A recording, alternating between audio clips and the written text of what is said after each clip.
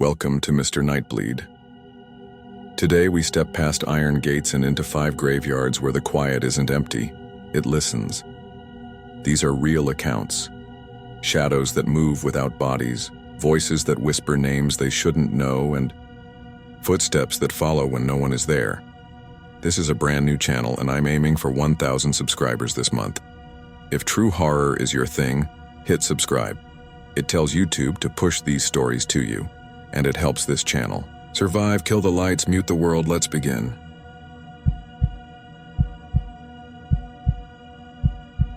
I didn't believe the stories about Oakill Cemetery until last October. If you're from my town, you probably know the hill even if you never went up there. The cemetery sits on a ridge of old oaks that overlook the river and the brick mills. And when the leaves fall, you can see white stones through the branches like crooked teeth. Kids tell each other about a lantern that drifts between the graves after dark, a pale light that moves the way a person walks. They say if you follow it into the older section, it will lead you somewhere you don't come back from. I used to laugh at that. Then my sister asked me to take her up there. It was a Thursday. I had been back in town for 2 months, living in my mother's spare room after a breakup that blew my life sideways. I was 31, working odd jobs, trying not to make eye contact with people I knew from high school. My sister Emily is 5 years younger and never left.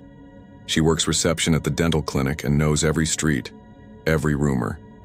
The third person in this story is Marco, my best friend since we were 12. Marco stayed too. He runs the produce truck in the summer and fixes small engines the rest of the year. He has that stubborn way of standing with his shoulders squared, like he can keep the town from changing by sheer force. The reason we went to Oakill wasn't to chase a ghost. It was because of a dog. Emily had been feeding a stray near the cemetery gates on her lunch breaks, and she told me the dog was limping and getting thinner. She wanted to take him to the vet before the first hard frost. I didn't want her going alone after dark, and Marco had a spotlight he used for the farm stand, so the plan was simple. We'd check the brush near the maintenance shed, coax the dog out with leftover beef jerky, and be home before 10. The sky had that cold, hollow look you get in late October. A ring of pale light hung where the sun had gone. The oaks were mostly bare, and wind ran through the branches with a dry whisper like people shuffling in church. The main gate was chained but not locked. The groundskeeper, a gray-haired man named Rusk, always left it loose so the volunteer patrol could do their rounds. We parked by the office and walked in. The gravel crunched under our boots, and our breath showed. I carried the jerky and a coil of nylon rope in case we needed a leash. Emily had a small first aid kit. Marco had the spotlight and a thermos of coffee that smelled like it had been on the burner all day. We called for the dog in low voices.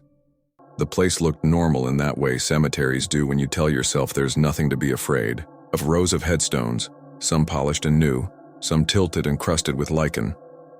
A few pinwheels still spinning on children's graves from the summer. The maintenance shed stood near the fence, a squat cinder block building with a rusted door and a padlock so big it looked theatrical. "Here, boy," Emily said softly. "It's okay." We checked behind the shed by the compost pile along the fence line where the grass grows up against chain link. Nothing. The night settled as we moved. A light went on in a window across the river, and I could hear the hum of the highway if I stood still. When we reached the older section on the rise, things felt different. The stones there were slate and marble, dated with years that started with 18. Half the names were unreadable. The ground was uneven where coffins had sank over a century and the dirt had dipped. The oaks were thicker too. You could smell damp leaves and faintly something like oil. We didn't notice the light at first. I saw it out of the corner of my eye and thought it was someone with a phone. It bobbed between 2 monuments, ducked behind a willow, then showed again, pale and steady, maybe 20 yards away. Marco turned his head and it slid out of sight. "You see that?" I asked. "Probably a candle at one of the graves," Marco said. But he took his hand off the spotlight trigger. "It's moving," Emily said. The 3 of us stood there in our coats and watched the space between the stones. The wind went still for a second. The light appeared again farther up the hill, not bright enough to glare, not dim enough to be a trick. It had a color to it I've never found the right word for, like frost catching headlights at the edge of your vision. It moved in a smooth line, a person's walking pace, and I swear it seemed to turn toward us as if noticing we were there. "Hey," Marco called, trying to sound casual. "We're looking for a dog." The light kept going. It passed the iron fence around the old family plot without stopping. It didn't swing the way a flashlight beam does.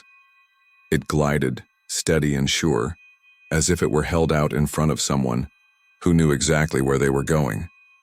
Emily's hand tightened on my sleeve. "It's going toward Potter's Field."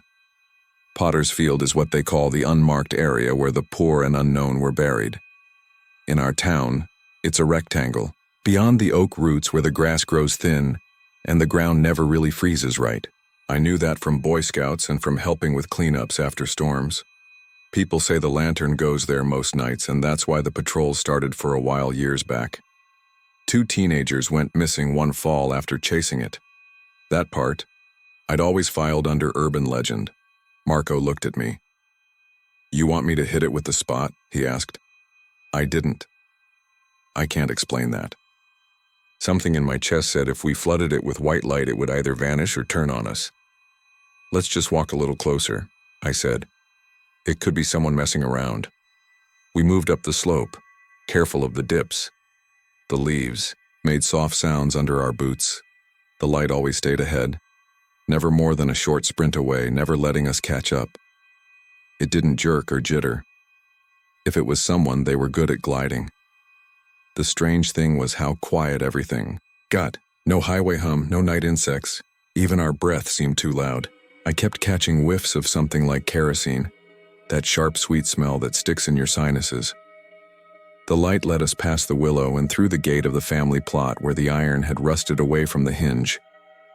I'm not proud to say, I stepped around a stone and nearly tripped on a low border with a name ground down to nothing. Marco cursed under his breath. Emily pointed. "There," she whispered. Beyond the last row of stones, the hill dipped toward a flat patch with no markers. The lantern moved to the center of that space and stopped. It hovered waist level over the grass like a firefly trapped in a jar. Emily took a step forward, jerky in her hand. "Wait," I said, and I didn't even know why until I heard it. The sound was so faint at first I thought it was wind under the fence. It was the sound of water somewhere underground, a hollow echo, and the grass in the flat patch was a different shade, like a place that stays damp too long. The lantern sat above that spot and made the air ripple. Something in my brain clicked a memory into place. When I was 8, there had been a small sinkhole near the paupers section, and my father told me the cemetery used to have a cistern. There, an old stone-walled well they covered when the municipal water lines went in. They never filled it with concrete. They laid a slab over it and buried it under turf because people thought that was good enough. "Don't step there," I said to Emily. "The ground's bad." She stopped. But the light moved a little closer to her, just a slow inches forward drift. If it was a prank, it was a cruel one. It felt like a hand held out to a dog. "Here, boy," Emily said again before she caught herself and looked embarrassed. She swallowed. "I know that's not a dog." Marco's thumb fell on the spotlight trigger. "I'm lighting it up," he said. "I don't like this." He squeezed and the spotlight sprayed a cone of harsh white across the grass. The lantern's pallor vanished in the glare and something else showed. At the edge of the bright circle stood a short pole I hadn't noticed. It was blackened and fused at the top like a stake hit by lightning. On the other side of the light, the ground looked wrong. Not a hole, a seam. A piece of stone the size of a tabletop cracked along one side, the crack just a couple inches wide. The kerosene smell came back so strong my eyes watered. "Back up," I said. "Now." We heard footsteps. Not ours. Not above ground. A dull thud, a dragging sound like something heavy being hauled along stone below our feet. It came from under that slab. The lantern flickered and slid directly over the crack. I reached for Emily and got her by the sleeve and pulled. Marco stepped back and his heel found a soft spot. He went down to one knee with a grunt. The spotlight flew sideways and skittered into the grass, shining up into the branches and making the whole world look like a stage.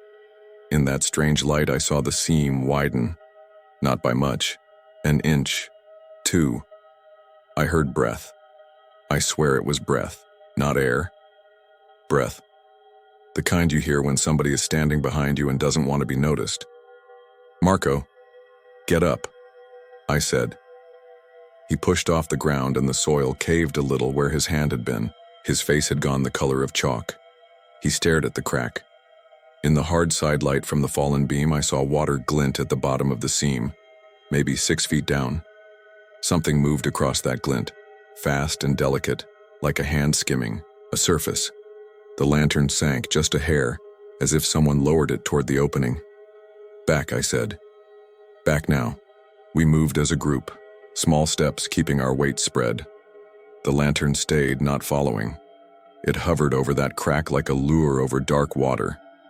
When we were 15 feet away, the sounds from below got fainter, then stopped.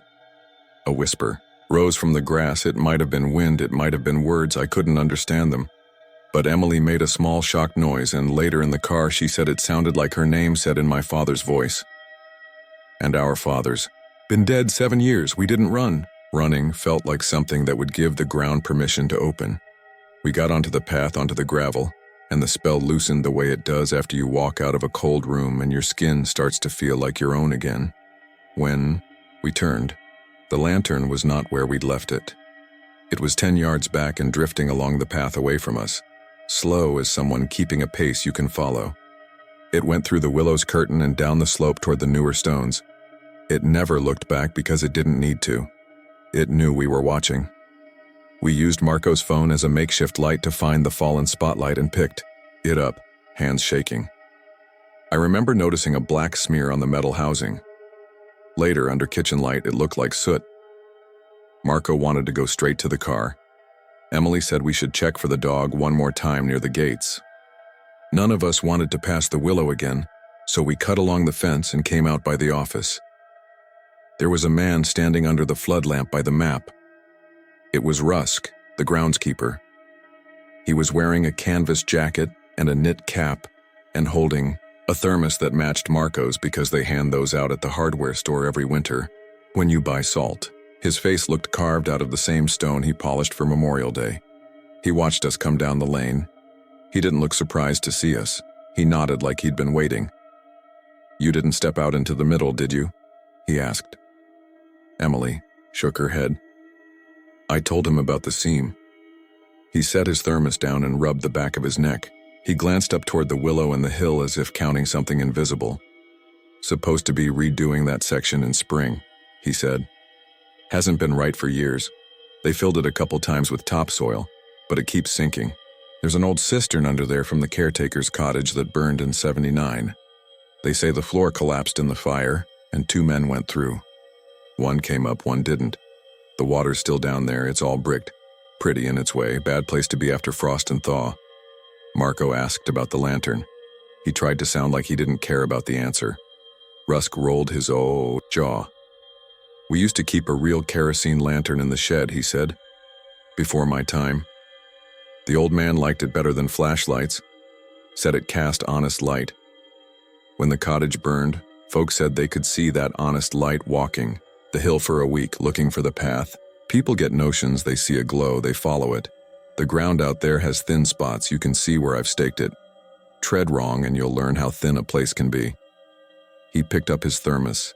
He looked past us, not at us, at the path we'd come down, and I knew then he wasn't just telling a story to scare us. He was marking a line. The part of himself that belongs to living people stops at the gravel. The part that belongs to that hill goes on up into the oaks. Some men get like that after too many winters doing the same job. We told him about the dog and he said he'd keep an eye out and leave food near the shed. Then he said, "Go home," the way a parent does when you've seen something adult and you're not old enough to understand it. When we looked back from the gate, the flood lamp by the map hummed, casting bugs' shadows on the metal, and beyond that the hill was black. No light, no movement. It was just a cemetery again. That should be where this ends. It isn't. 2 days later, on Saturday afternoon, Emily texted me a photo of the stray lying next to a headstone by the fence. She'd gotten close enough to tie a scarf around his neck as a makeshift leash, but he had slipped it and limped away. She wanted to try again that night because she was sure he slept under the willow's lower branches where they swept the ground. She asked me not to tell Mom because Mom would say this was foolishness when we had enough to worry about. I said I'd go. I asked Marco and he said no. He said he'd done his part and he had a carburetor apart on his workbench and he didn't intend to put it back together after midnight because we got the urge to play Scooby-Doo. We went at 9. We brought a bag of rotisserie chicken pulled off the bone and still warm because the dog had looked at the beef jerky like it was a trick. We brought my headlamp and Emily's smaller flashlight. We left the car at the gate and walked in holding the chicken in a plastic container that kept fogging from the heat. I have a photo from that walk of Emily's breath coming out like smoke, and her hair in a wool cap and the plastic container in her hands.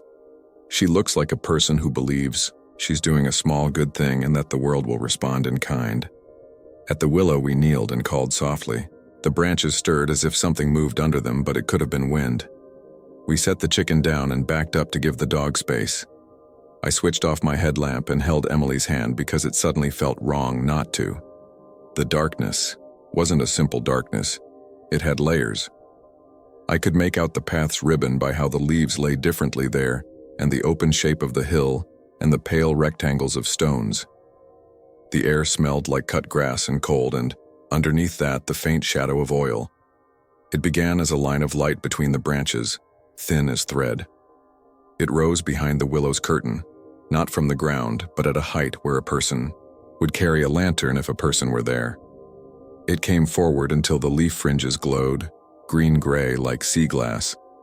I felt muscles in my legs tighten in a way that would have made me run when I was a kid. I didn't run now. Neither did Emily. The light was soft. It made you want to lean into it. Emily squeezed my hand once, hard. "We're not following," she said like she'd practiced it. "We don't step off the path." The light drifted to the right, toward the old section.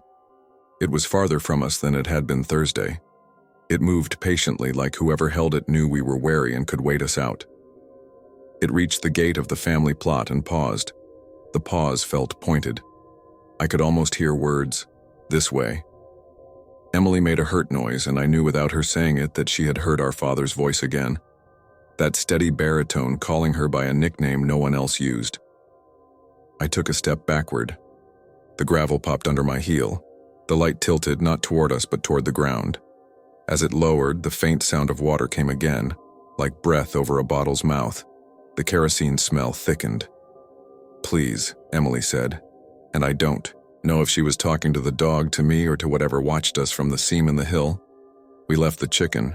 We walked backward down the path, one careful step at a time. The light stayed where it was. When we reached the office flood lamp, it went out. The click of its ballast hit the quiet like a door closing. We came back Sunday afternoon with a leash and a different plan. We'd set food in a crate near the gate and wait in the car. That worked. The dog came in the daylight, and we shut the crate door, and he didn't even bark. He had a piece of wire twisted around one back paw, so deep the fur had grown over it. Emily cried while the vet cut it free. He was gentle about it and said the dog would limp for a while, but he'd be fine. We named him Cedar because of the smell in the wool blanket we wrapped him in. I could end here if all you wanted was a story about a lantern that scared us and a stray dog that found a home, but I promised the truth. On Monday, Marco didn't answer my texts. I drove by his place after dinner. His car was out front, the hood up. The garage door stood open. The carburetor was still apart on a towel, and there was a pot of coffee turned off on the counter with grounds dried in the filter. His back door was locked. The spare key under the grill was undisturbed. I called again and left a joke about him holding a grudge. On Tuesday, the hardware store asked if anyone had seen him because he hadn't clocked in. By Wednesday morning, there was a deputy at his house and a neighbor peeking through her blinds. I told the deputy about Thursday night and the lantern. He didn't write that down. He wrote that I was the last person to see Marco for certain. They found his truck on Thursday in the small lot by the cemetery gate. The keys were in the cup holder. There were footprints on the gravel headed in, one set, size 12. the heel, worn on the right shoe, which matched his boots. There were no footprints headed out. It had rained Wednesday evening.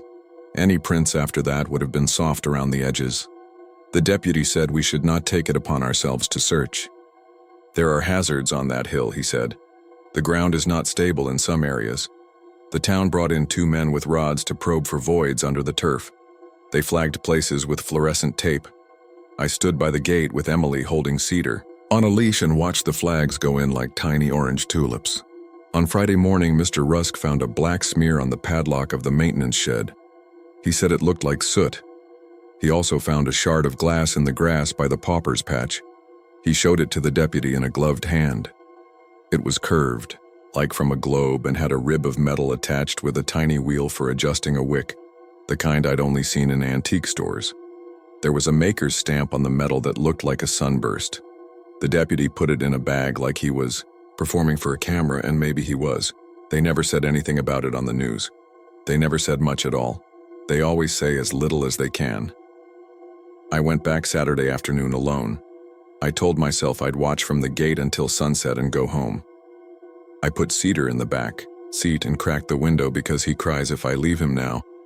I stood with my hands on the chain link and looked up at the hill. There were flags everywhere in the upper section, a whole garden of warnings. I didn't see any light. I told myself I should be grateful.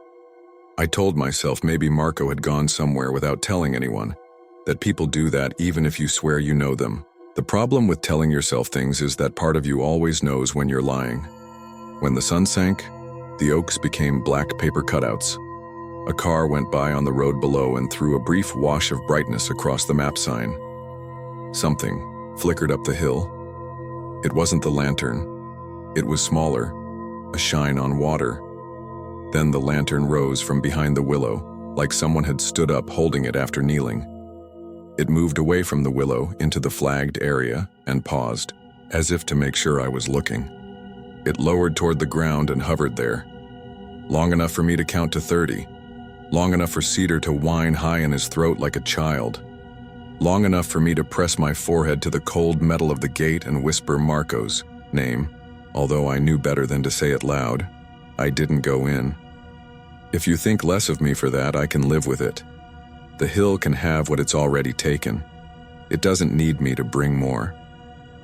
I watched the light for 10 minutes. It moved along the edge of the flagged space, never crossing a flag but always close, like a hand passing over a seam while you listen for a draft. Then it dimmed. It didn't go out. It just sank until it was the size of a coin dropped in deep water and the day finished draining away.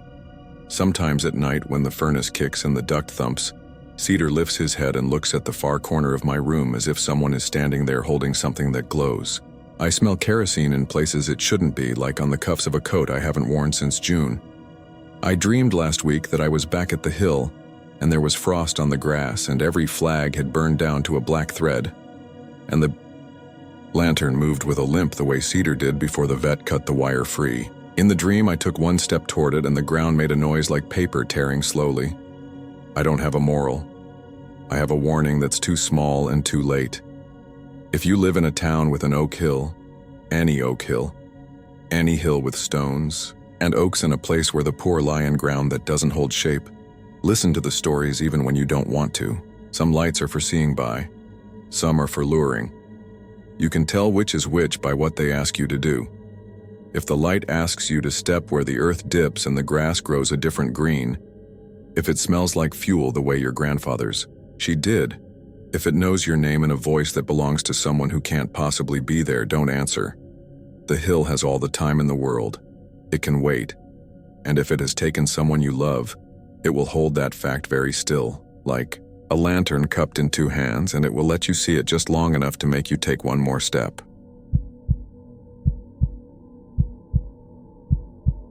I grew up in a small Texas town where you learned pretty early that the old folks had their own way of telling you to keep out of trouble. They didn't ground you or yell much. They used stories like fences. "Don't swim at the quarry," they'd say, then tell you about the kid who slipped under and never came back up. "Don't walk the tracks," and there'd be a story about a drunk who tried to beat the midnight freight and lost. And for the cemetery on the east edge of town, The fence was a statue, a stone angel with a broken wing. "Don't go near the angel after dark," people would say. "It whispers." Some versions said it whispered your future. Others said it told you the thing you were most afraid of, the secret you tried to keep even from yourself. The end of every story was the same. You listened and you weren't the same afterward. I left at 18 for college and tried not to look back, the way a stray dog tries not to glance at a door it knows won't open. But last October I came home. My mom had slipped a few times and wasn't honest about it. She needed help. So I took a leave from work and stayed in her spare room, painted blue back when my dad was still around and my life made sense. It was a weird in-between month, still warm in the afternoons, cool at night, the smell of wood smoke starting to show up when people tested their heaters. On my second day back, I ran into Matt at the Sunoco. He'd been my best friend in high school, the kid who taught me to drive stick in his dad's truck and split Whataburger fries with me at midnight. He looked older, sure, but in a way that said he'd earned it. Lines around the mouth, a fuller beard, eyes that tracked everything. "No way," he said. "You're really back?" "For a bit," I told him. Mom heard the floor say hello the hard way. He laughed and clapped my shoulder, then lowered his voice. "You heard they cut back security at the cemetery? Kids been going out there again. They're saying the angel talks clearer than ever." I didn't say anything. I'd forgotten about the angel, or I'd pretended to. Matt read my silence and grinned. "Come on," he said. "Lena's back from Austin. Dom's still here, freelancing and wasting his talent. We could all grab dinner at Rudy's and catch up. After that, we could go listen." "You still doing dumb things to feel alive?" I asked. But my voice didn't sound as annoyed as it should have, and Matt heard the yes hiding in it. We did the dinner. It felt easy, almost too easy, like slipping into a jacket you thought you'd outgrown. Lena still had that dry way of looking at you that made you tell the truth. She'd gotten a job with a nonprofit in Austin and looked like she did yoga now, which was a funny contrast to the way she still drank Dr. Pepper like water. Dom had the restless hands of someone who'd taken apart too many electronics and put them back together better than factory, only to wonder if he could make the bits whisper something different the next time. He had a little parabolic mic he'd built into a backpack like a movie spy. "So the angel," he said between bites. "I've got a mic that picks up a whisper at 100 feet, and I got something else. Some code I wrote for noise profiling. If it's wind or animal or some kid messing around, we'll know. If it's a voice, different story." Lena rolled her eyes. "We're almost 30, she said. "Are we really about to go scare ourselves stupid because of a statue in a graveyard?" "You say scared like it's a bad thing," Matt said. I looked at Lena, and she looked back in that steady way. "You're going to be the voice of reason?" I asked. She sighed. "I'm going to be the person who reminds you that if any of us gets arrested, I'm not making calls to parents, and I have to be up tomorrow." So we went. The Angel Rest Cemetery doesn't have a dramatic arch or a fancy sign. It's a bit of fenced land with an oak line behind it and dirt roads that look hand-drawn. The older half is toward the back, where the grass grows in clumps and the stones lean like tired teeth. People bury their dead closer to the front now, where the city comes around twice a year and trims the weeds. The Angel's easy to find if you know where to look. You follow the dirt road to where it bends, then go off it a few paces into the old section past a clump of cedar. The statue is on a low square base. It stands maybe 6 feet tall. The left wing is cracked in a way that suggests it might shed feathers if it weren't stone. The face is soft, not the sharp Greek kind, more like a small-town artist copied a photo of a girl pretending to be an angel for a church play and did the best they could. The mouth is small. That's the part that sticks with people. The mouth looks almost too small to speak. We parked by the fence. The moon was thin, and the sky had that orange dome from town. Crickets, a distant dog, a big truck out on the highway. Dom slipped his backpack on like he was going to war. "Turn your phones on airplane," he said. "Less interference. If we get anything, I want it clean." Last time I was here, Matt said, someone had left pennies on the base. Like the angel was a wishing fountain. That ever work? I asked. Matt grinned. Depends what you call working. We followed the path. The beanpole shadows of graves went past our calves as the angle shifted. When we reached the angel, all four of us stopped like we'd hit an invisible curb. That's the other thing. People always say the angel looks taller at night. It didn't grow, obviously, but it felt like it occupied more of the space, like the air around it had been tidied and stacked. Dom crouched and started unpacking. He set the small parabolic dish on a collapsible stand, a rat's nest of wire, coiled neatly beside it. He put on a pair of headphones that looked like they'd block out a gunshot, then dialed a knob. I stood beside Lena.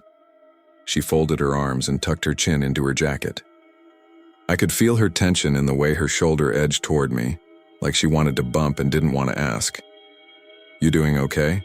I asked. "I'm fine," she said.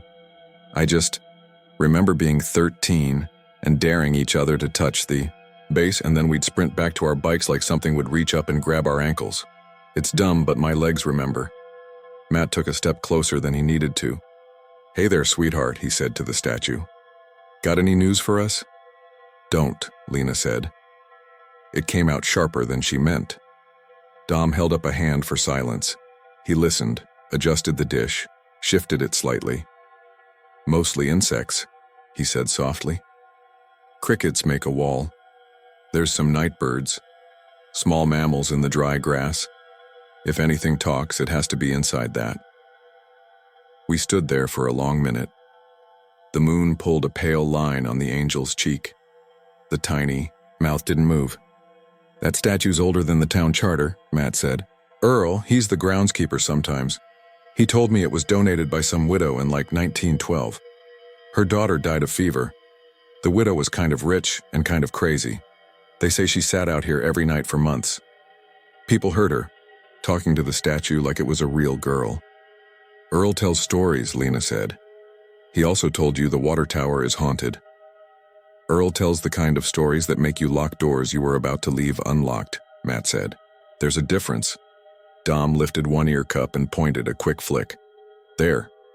The word wasn't theatrical. It wasn't a scream. It was like hearing someone say your name in a crowd and realizing their voice is right behind you. I didn't hear anything with my plain ears, just the insects and the low hum of town. But in Dom's face, eyebrows tilted, mouth slightly open. Something landed. "What is it?" I asked. He held up a finger. After a second, he lowered the headphones and let us each put them on, one by one. When it was my turn, the dish was pointed at the angel's face. Crickets. A small, dry hiss that might have been grass. And then, something under that, like a breath, got caught on its way to becoming a word. I wanted to take the headphones off. Instead, I leaned in because that's what people do when they think there's a secret just for them. At first, it felt like I was listening to the sound my own mouth makes when I sleep.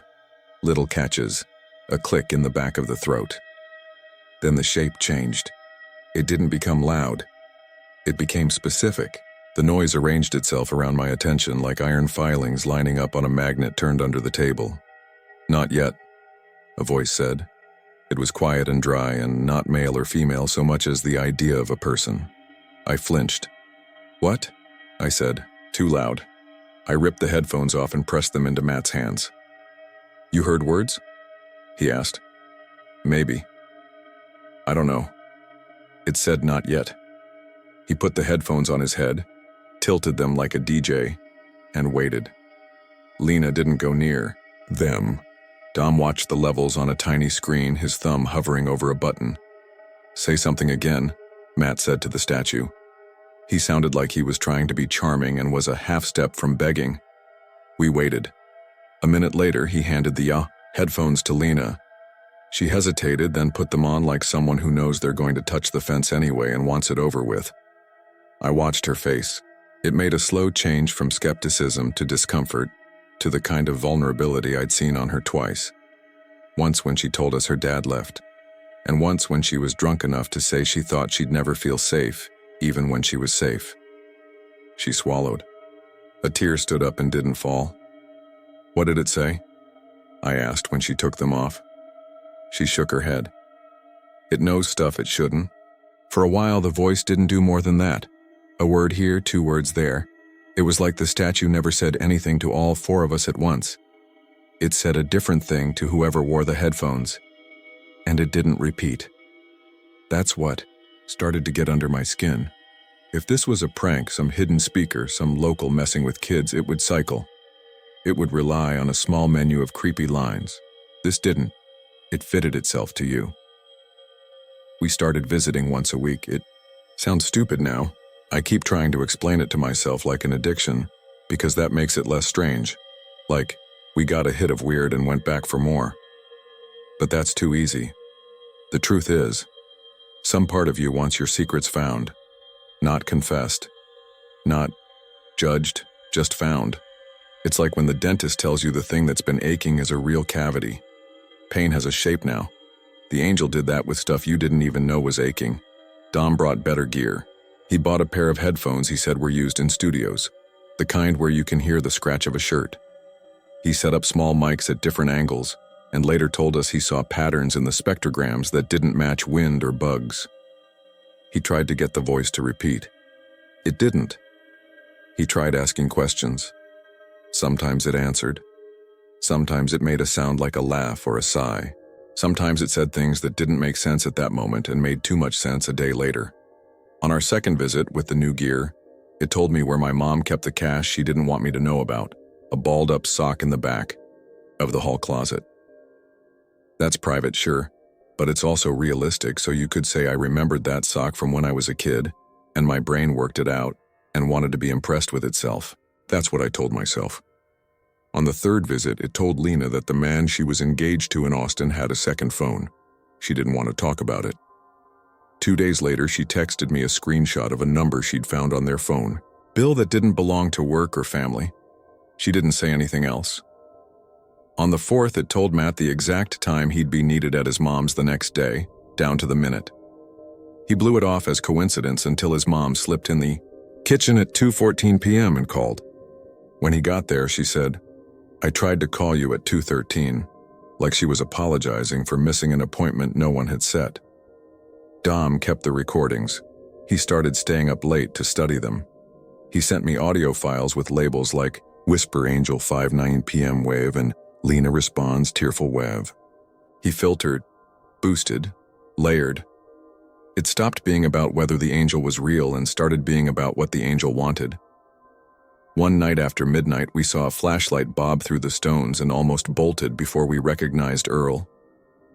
He's thin and has a mustache that looks like it was painted on by a nervous kid. He does odd jobs for the city when he feels like it. He stopped a good 10 feet from us and lifted his chin at the statue. "You're not the first," he said. "You won't be the last.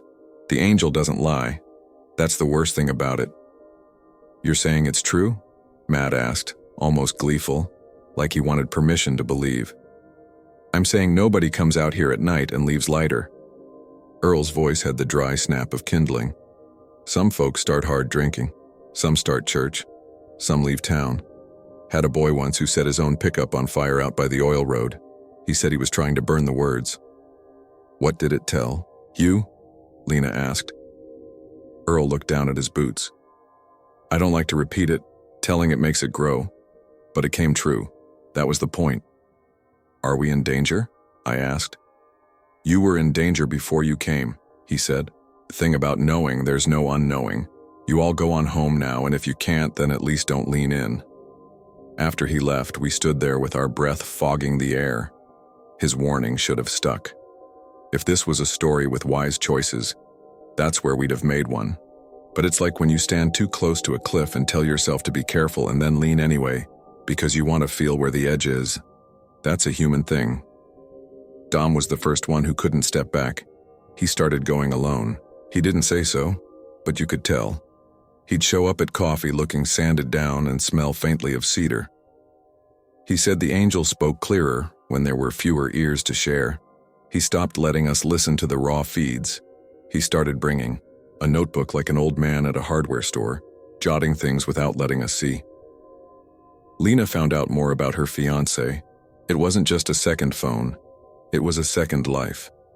She packed and moved into her cousin's place and put the ring in a bowl by the sink like a car key she didn't need. She didn't cry in front of us. She said, "It saved me time," but her mouth was tight and her eyes had that raw look. Matt started pulling scratch-offs and lotto tickets in a way that wasn't a joke anymore. "It told me Tuesday," he said to me in my mom's driveway the day the first chill felt like it would stick. "It said Tuesday is the day.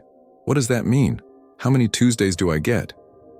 I said something about how superstition is a way of giving yourself a timeline when life feels out of control. He nodded like he wasn't listening. "Tuesday," he said again, softer. "And me?" I started checking the closet sock for cash I didn't want to spend and listening to the house for the ways it was getting old. It wasn't just that the angel told me things. It was that now every quiet had the shape of a secret. The night everything really went wrong, Dom called at 10:30 and said, "It's talking full sentences now. You have to come." I said I was at my mom's, and she was asleep and I couldn't leave her alone. He said, "Leave your phone on. Put me on speaker. I want you to hear it. I need witnesses." He was breathing fast. The word that came to mind was eager, and then excited, and then something past excited that wasn't healthy. Put him on speaker and set the phone on the table and sat with the kitchen light off so I could hear better. The house ticked. The refrigerator sighed. Through the tiny speaker came the sound of night, crickets, a breeze scrubbing the mic, that dry hiss. Then Dom's voice, close and thready. "Okay, I'm here. Say something. Anything." Silence. And then, so faint I thought it was a trick of the connection, a whispery string of words like leaves skittering on concrete. The words resolved as they passed like a row of bulbs lighting one by one down a hallway. "You keep everything in the wrong boxes." Dom laughed, a sound that wasn't happy. "That's rich," he said. "Okay, what boxes?" "The wrong ones." "You think the truth is a knife. It's a key." Dom swallowed. In my mind's eye, I saw him leaning, headphones on, his small lamp making the stone face shine like wet bone. "What do you want?" he asked. He always asked that, like this was a transaction he could define if he framed it correctly. "You called. The angel's not what you think. It's a mouth for what's already in you." "Be more specific," Dom said. He sounded like a tech in a lab with a tricky instrument. There was a pause. I could hear my own heart in my ears. And then the voice said my name. Not just my name the way my father said it when he wanted me to carry a thing too heavy for one person. It said it soft, like a hand on the back of my neck. I picked up the phone. "I don't like this," I said. Dom didn't answer me. "Say it again," he told the statue. The voice did. It said my name and then something I had never told anyone. The small ugly truth I'd cut out of myself and thrown away like a splinter, and then pretended the hole had always been there. It talked about the time I'd wished my dad would leave, so I could stop holding my breath waiting for the next fight. It said it in a way that didn't accuse. It said it like a record of the weather. This is what the barometer read that day. The shame was immediate and sharp, and then something else came behind it. A wash of air like I could breathe easier because the thing was named. Dom said, "Yes. Yes. More." He sounded hungry. "Stop," I said. "Please stop." The voice ignored me. It told Dom a few things, soft and precise. One was about his brother he barely talked to. One was about a hard drive he thought was clean. One was about a lie he'd told when he was 11 that still tied his insides in a knot. He asked where to find something he'd lost. The voice told him, and he laughed a small, frightened laugh like a kid who understands what the belt means. He did not thank it. He did not run. He said, "What next?" Like a man who's been shown a map to a place he wasn't sure existed and wants to get moving before it disappears. My mom shuffled into the kitchen doorway then, her robe hiked, around her shoulders, hair flattened on one side. "Who are you talking to?" she asked. Her voice was thick with sleep and worry. I hung up on Dom without answering and helped her to the bathroom and back to bed. By the time I returned to the table, my phone had 3 texts from him. It's better in person. Bring Matt. Don't wait. I did wait. I sat in the dark and listened to my mom breathe. I told myself that if I held still long enough, the urge to go would pass. That's not how urges work. The next day, Matt called. He'd gone out there after Dom. He sounded like someone who'd been running in a circle for a long time and had decided to stop but didn't know how to slow down. It told me Tuesday again, he said. It said, "You spend your Tuesdays like coins." What does that even mean? I don't spend anything on Tuesdays. I work, I go see my mom. I go to HEB like a boring adult. Maybe it means you're wasting your time, I said. You don't need a statue to tell you that. I can tell you that for free. He laughed, a short bark. It told me something else, he said. It told me where my dad hid his letters. It said they're in the attic behind the duct. I thought my dad never wrote anything. You didn't go up there, did you? Not yet, he said. But I'm going to. Lena texted late, just a simple, "Can't sleep." I wrote back, "Me either," and we left it at that. 2 days later, Dom stopped answering calls. His gear sat in his apartment. The notebook was open on the table with 3 words written big across 2 pages. The mouth knows. No one answered. The door when we knocked, then pounded. The landlord let us in because he knew us and because our faces said please. We found Dom at the cemetery at dusk, sitting cross-legged on the ground in front of the angel like a kid in a classroom he'd made just for himself. He didn't look up when we came near. He was murmuring. It took me a second to realize he was repeating what the voice was saying, like he was a court reporter for something only he could hear. "Hey," I said, soft like I would talk to a dog, that's afraid and trying to look brave. "Buddy." He didn't blink. His eyes were glassy and bright. His mouth moved on its own, forming words that maybe weren't English until they were. I eased the headphones off his ears. He didn't resist. The sound from them was a faint wash of night, just noise. But if you held them to your ear, the noise wanted to shape itself. It was like staring at static until you saw a face. "We should go," Lena said low. "He needs sleep and food and a shower and to not be here." "No," Dom said. His voice sounded used up. "No, we're almost there. It's telling me where the seams are." Matt stood too close to the statue. "Seams of what?" he asked. Dom finally looked at us. He smiled in a way that didn't belong on his face. "Everything," he said. "It's all seamed up with words. You pull the right one and the whole thing opens." "Okay," Lena said.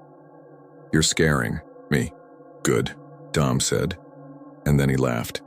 Not big, not theatrical, just a small private laugh like he'd made a joke only he got. He put the headphones back on without asking and leaned so close his breath fogged the stone mouth. "Don't lean in," Earl had said. "People always tell you the rule you'll break." I don't remember the exact order of the next minutes. I know the light went wrong. One of those October nights when the sunset smears and the shadows jump up at once. I know the crickets got louder or my blood did. I know Matt stepped back and said, "Whoa," because the angel's face didn't move, but something in it looked different. Like the angle of its small mouth shifted a degree. I know Lena grabbed my sleeve. I know a wind came up that had the smell of water in it even though the river was a mile away and hidden by trees. I know the whisper through Dom's headphones spilled out onto the air for a second like a radio. Caught a station it wasn't supposed to. "Say it," it breathed. "The truth isn't a punishment. Say it." Dom shook his head fast, then nodded, then shook it again. He was crying without the rest of his face changing. "I can't," he said. "I can't. If they're here, it's not for them. It's for you." "Okay," he whispered. "Okay." He pulled the headphones down to his neck and stood. He turned away from us, toward the old part of the cemetery, the thicker shadow under the trees. He took 3 steps like a sleepwalker. "Dom," I said, "stop." He didn't. He started to run. I chased him. There's no heroism in that statement. I chased him because I didn't know what else to do and because the idea of him running toward the dark part of anything made the inside of my chest go tight. I tripped on a low stone and skinned my palm and didn't feel it. He was faster than he looked when he sat still. He cut between markers like he knew them, which he did.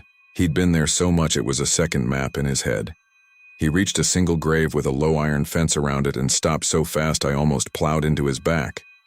The plaque on the stone read, Eliza Marie, 1898-1912, which matched what Matty had said about the widow. Dom put both hands on the fence and dropped his head. He made a sound that wasn't a word. The air around us went oddly simple, like the insects paused. Dom, I said again, and then softer. What did she tell? You? He didn't answer, but his lips moved and I realized he was counting. Not 1, 2, 3, he was counting names. It wasn't a list you say out loud at a party. It was the kind you keep to yourself so you know what you're responsible for. It was a litany and it sounded like guilt. Lena reached us, breathless. Matt came behind with his hands on his head like he'd lost something physical. The three of us stood around our friend in the twilight like mourners. I put my hand on Dom's shoulder. He flinched and then leaned into it with a weight that scared me because it meant he was still here. Say it, he whispered. I didn't know if he was talking to me, to himself, to the angel, to the air. A car slowed on the road in front of the cemetery and kept going. A siren started up somewhere across town and got quiet again. The world remembered itself. The moment loosened its teeth. We got Dom home.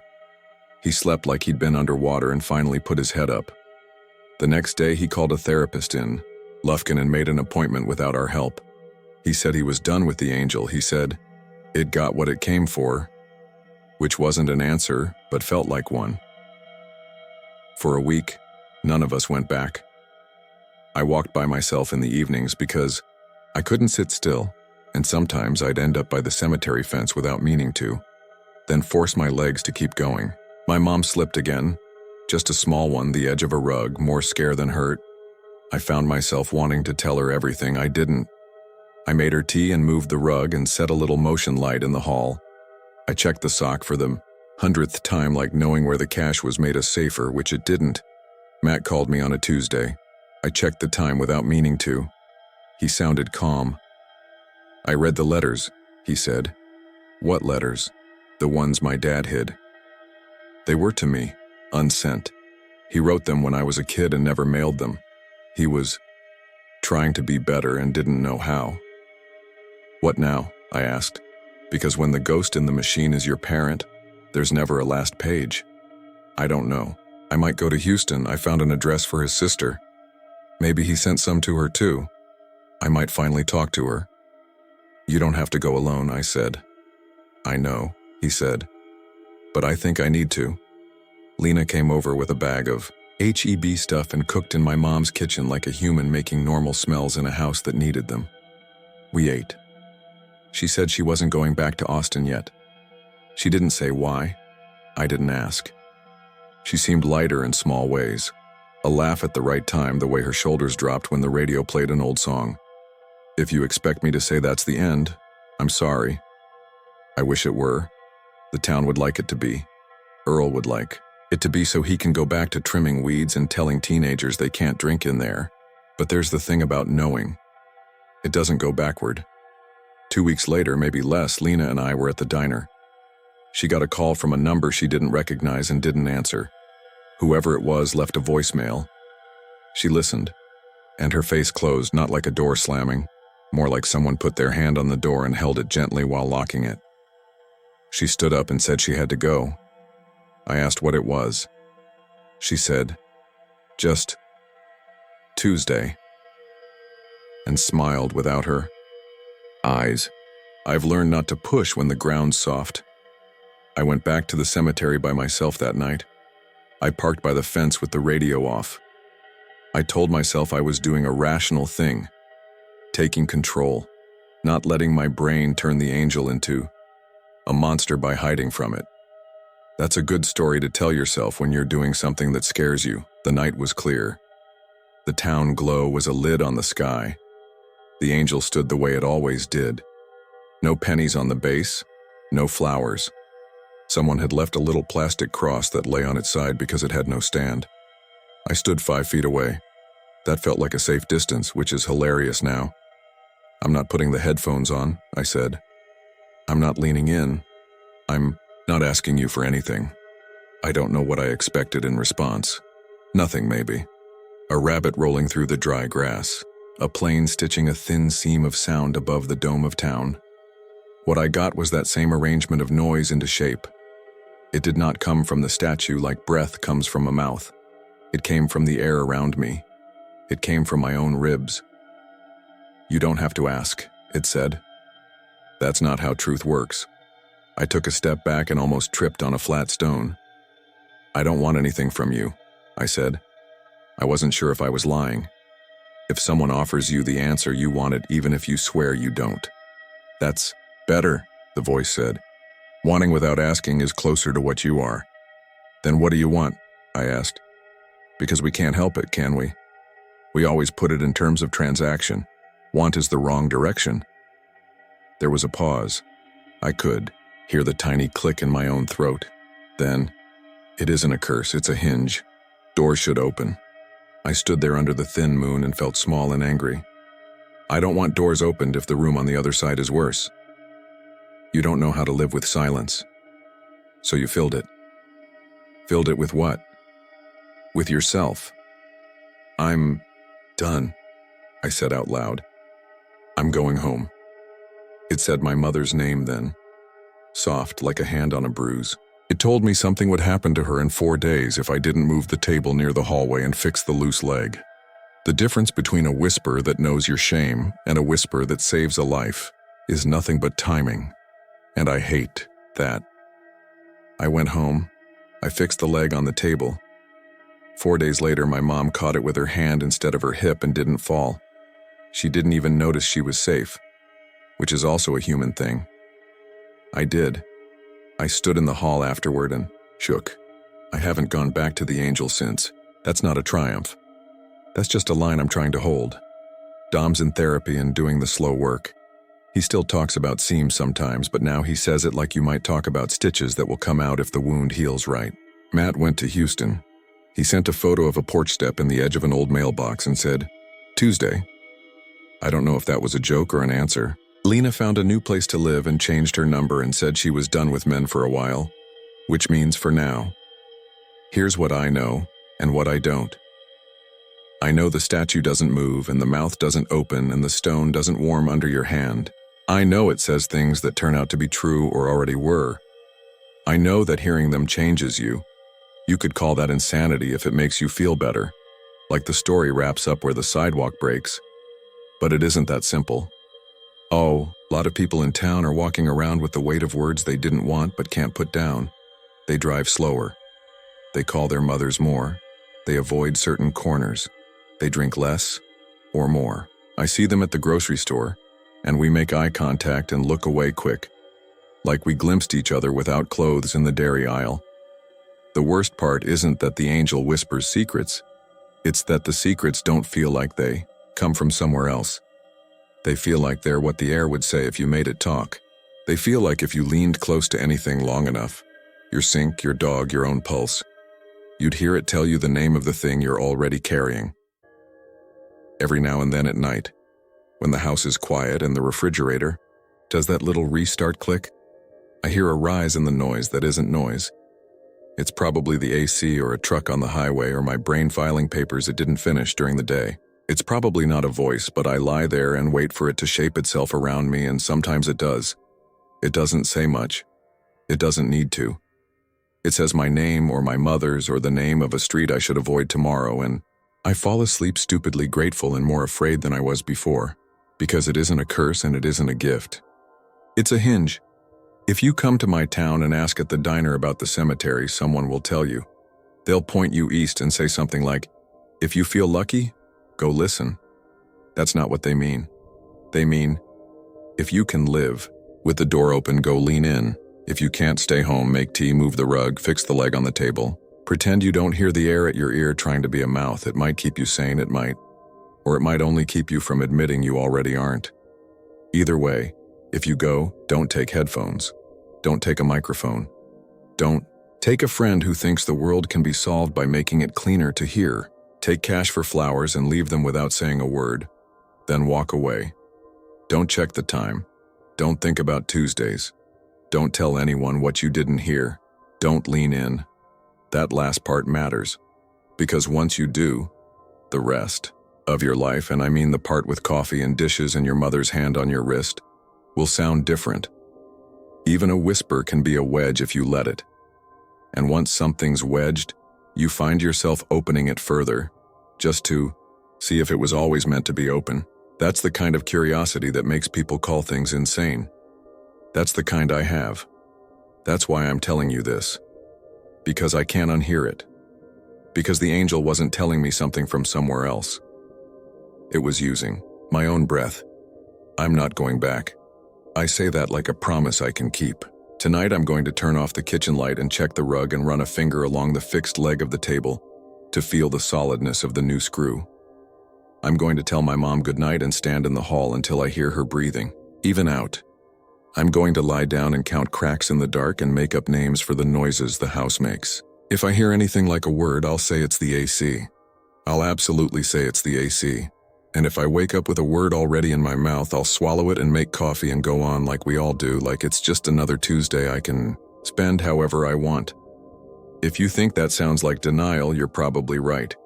If you think it sounds like survival, you're probably right about that too. That's how it is here. That's the secret. The angel didn't tell me that. 1. I figured it out by myself, or at least that's what I'd like to believe.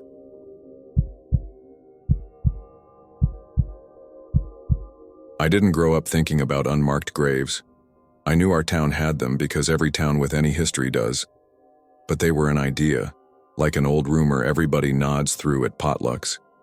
It didn't feel real until last fall when I took a seasonal job with the city's Parks and Public Works Department. They needed hands to clean the North Cemetery after a windstorm.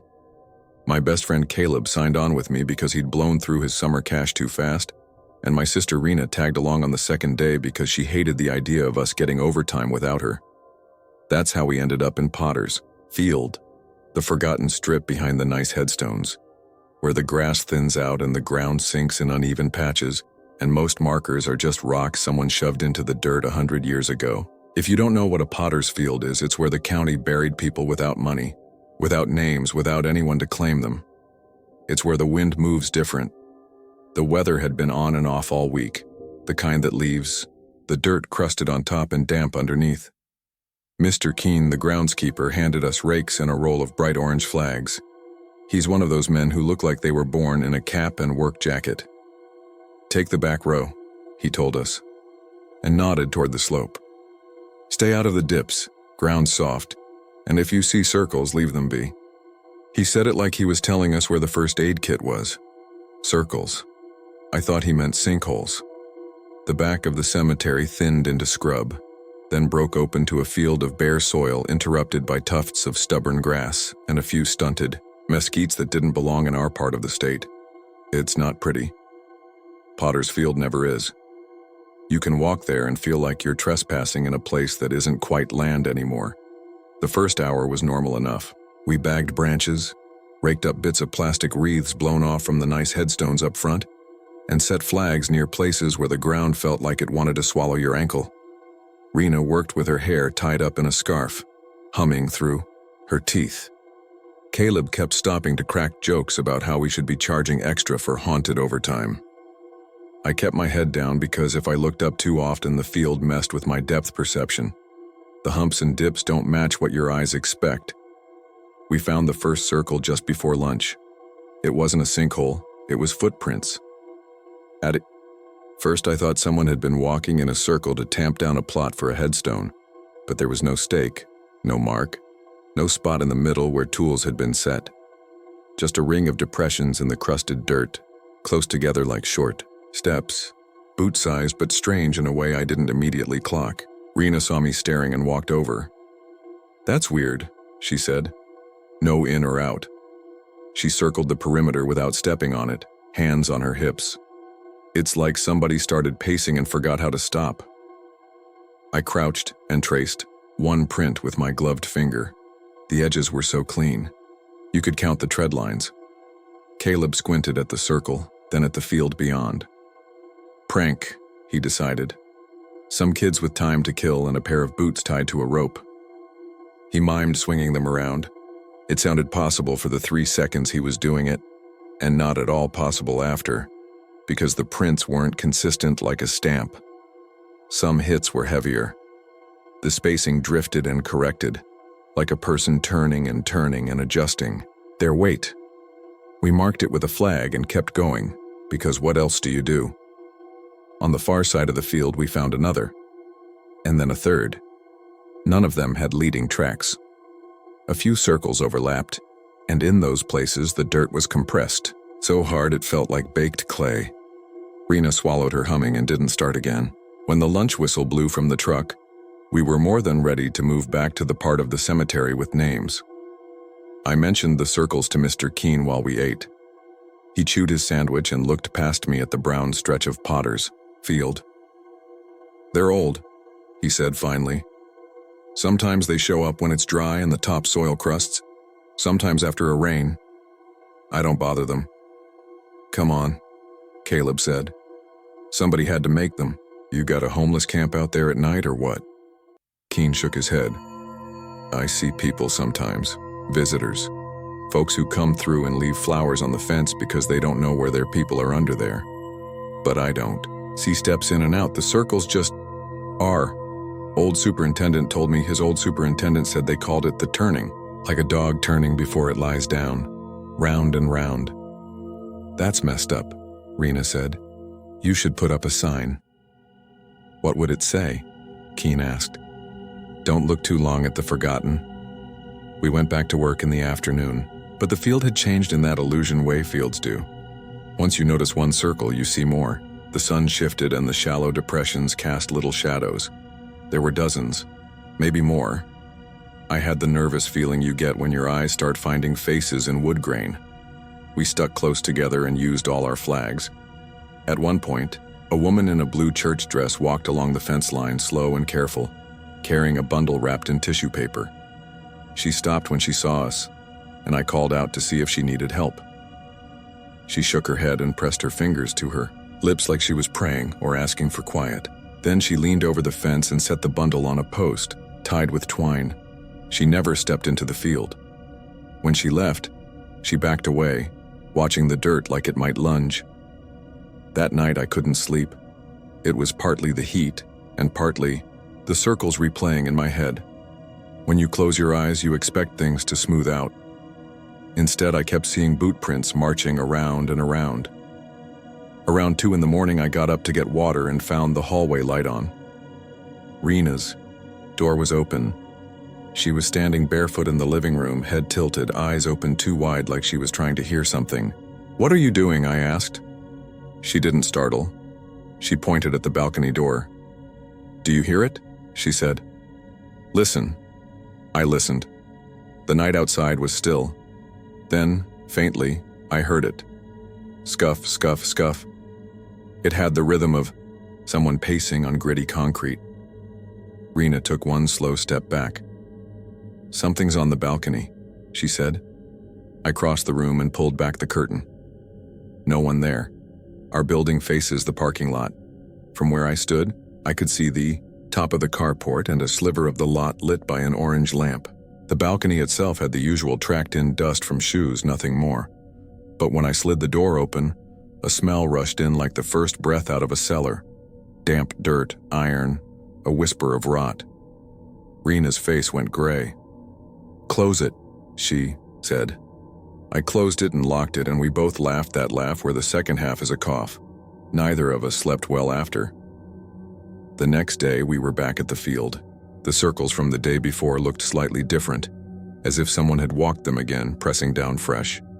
Our flags were still there, but a few had been angled inward, the plastic flapping like little hands pointing to the middle. Caleb borrowed a city tablet and took a video, narrating like he was a YouTuber. "We're gonna bust this myth," he said. "Come back tonight, see who's doing circles." He was trying to make it a joke because that's how he handles anything that feels too big to grab. We did come back that night. We didn't tell Keene because he would have told us no. And anyway, we were off the clock. We brought a flashlight, a thermos of coffee, and a bag of chalk we took from the maintenance shed. It was the cheap playground kind that leaves dust on your fingers that smells like wet plaster. The stars were out, the part of town around the cemetery sleeps early. We hopped the fence at the back where it sags and walked to the flattest patch near a cluster of circles. The air sat heavy against my skin. I told myself it was humidity and didn't think about basements. Caleb wanted to do a test. He chalked a straight line to the edge of one circle and kept going another 15 feet. So when whoever comes in walks, they'll cross the chalk, he said. He made another line at a different angle.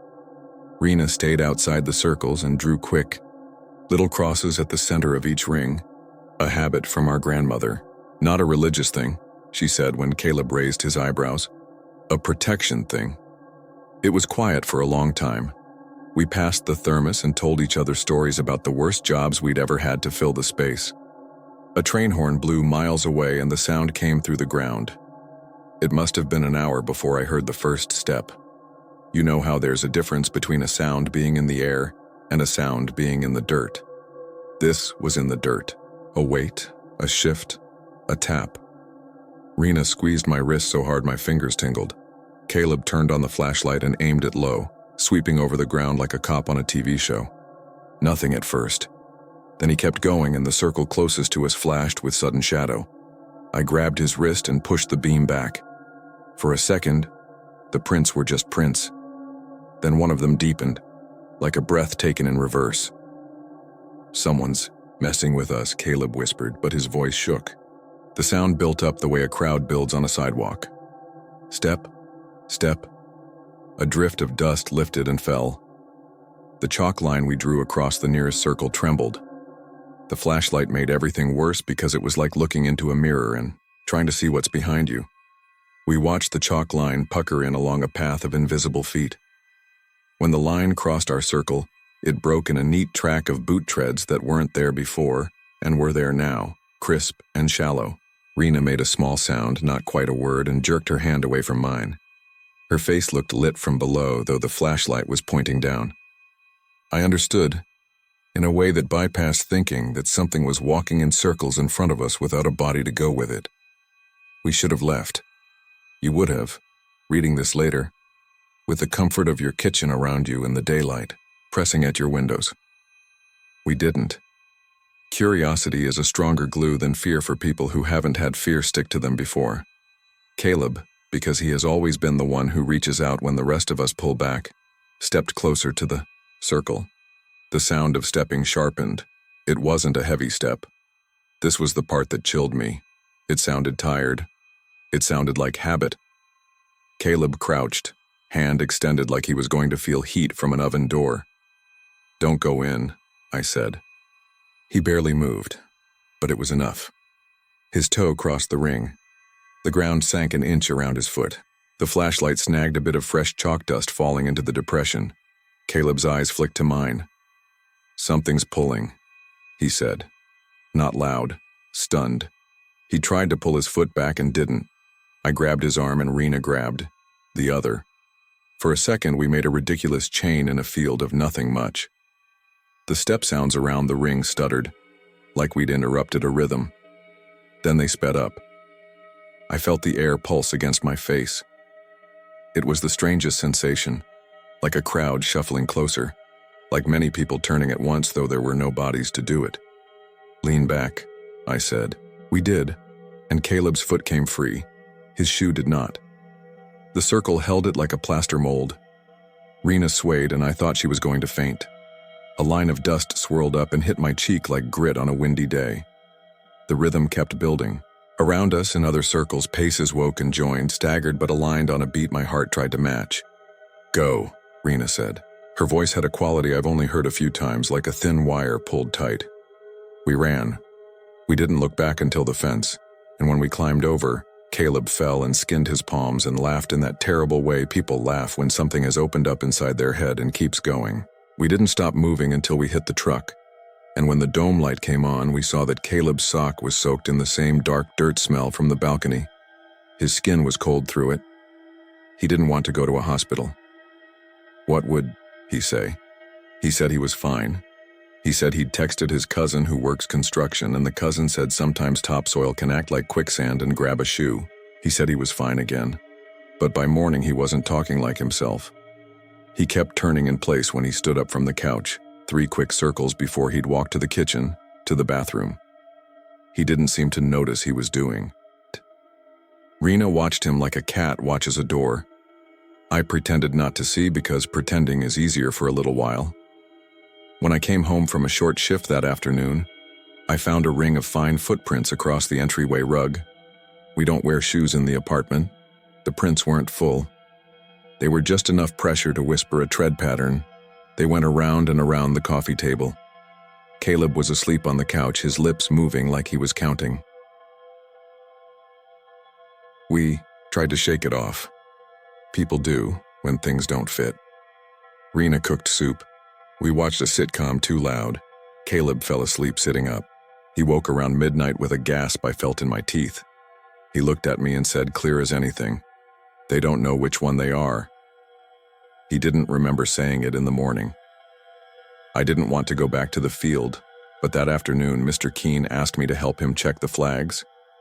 "The county is doing some mapping," he said. "They want to be sure where not to bring in equipment." He looked at me like he knew I'd been out there after hours. He didn't call me on it. We drove the battered cart to the back. More circles had appeared. That's not the right word. More circles had emerged. They were always there, I think. You just need the right conditions to see them. We stopped by the fence where the church lady had left her bundle. It was still there, damp and wilted. Inside the tissue were paper flowers made from old hymn book pages.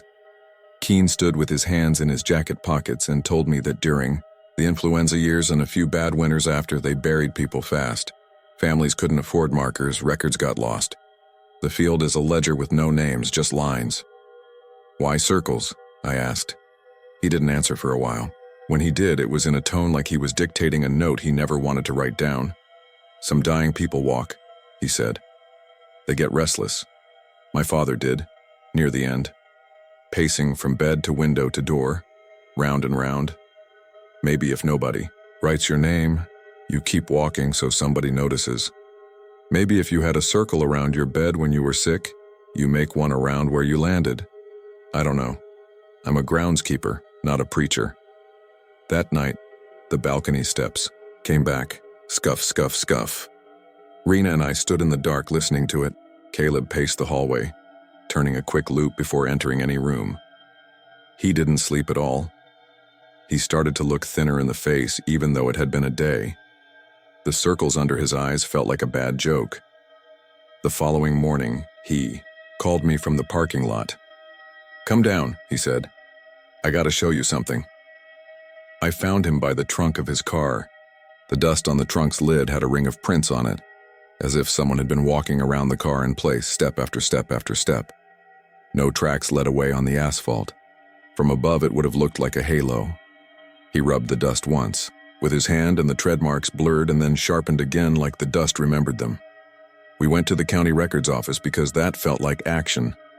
Ms. Patterson, a woman with precise hair and a way of speaking like every word, cost money, pulled a ledger older than both of us out of a cabinet that probably had its own registry number. She let us look at the section for the year the influenza swept through. The pages were thin and smelled like petrichor. The entries were brief. Male, unknown. Female, no name. Infant, unclaimed. Row 7, row 8, row 8 again. There was no map. "We get visitors sometimes," Ms. Patterson said, and in her voice I heard that thin wire like Rena's. "They leave little things on the fence. No one wants to step on someone to mourn them." On our way out, a man holding a stack of photocopies stopped us at the door.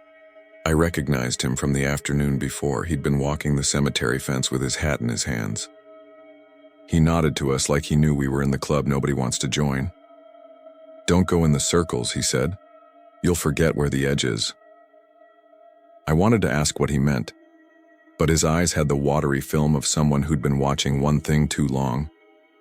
He walked past without waiting for me to speak. That night, everything came to a head. The sky built a storm that never broke. I felt electricity at the tips of my fingers. Rena went to a church thing that lasted late because she said sitting In a room full of people who believed in anything felt better than sitting with us listening. I stayed home with Caleb. Around midnight, he got up and started walking fast loops in the living room.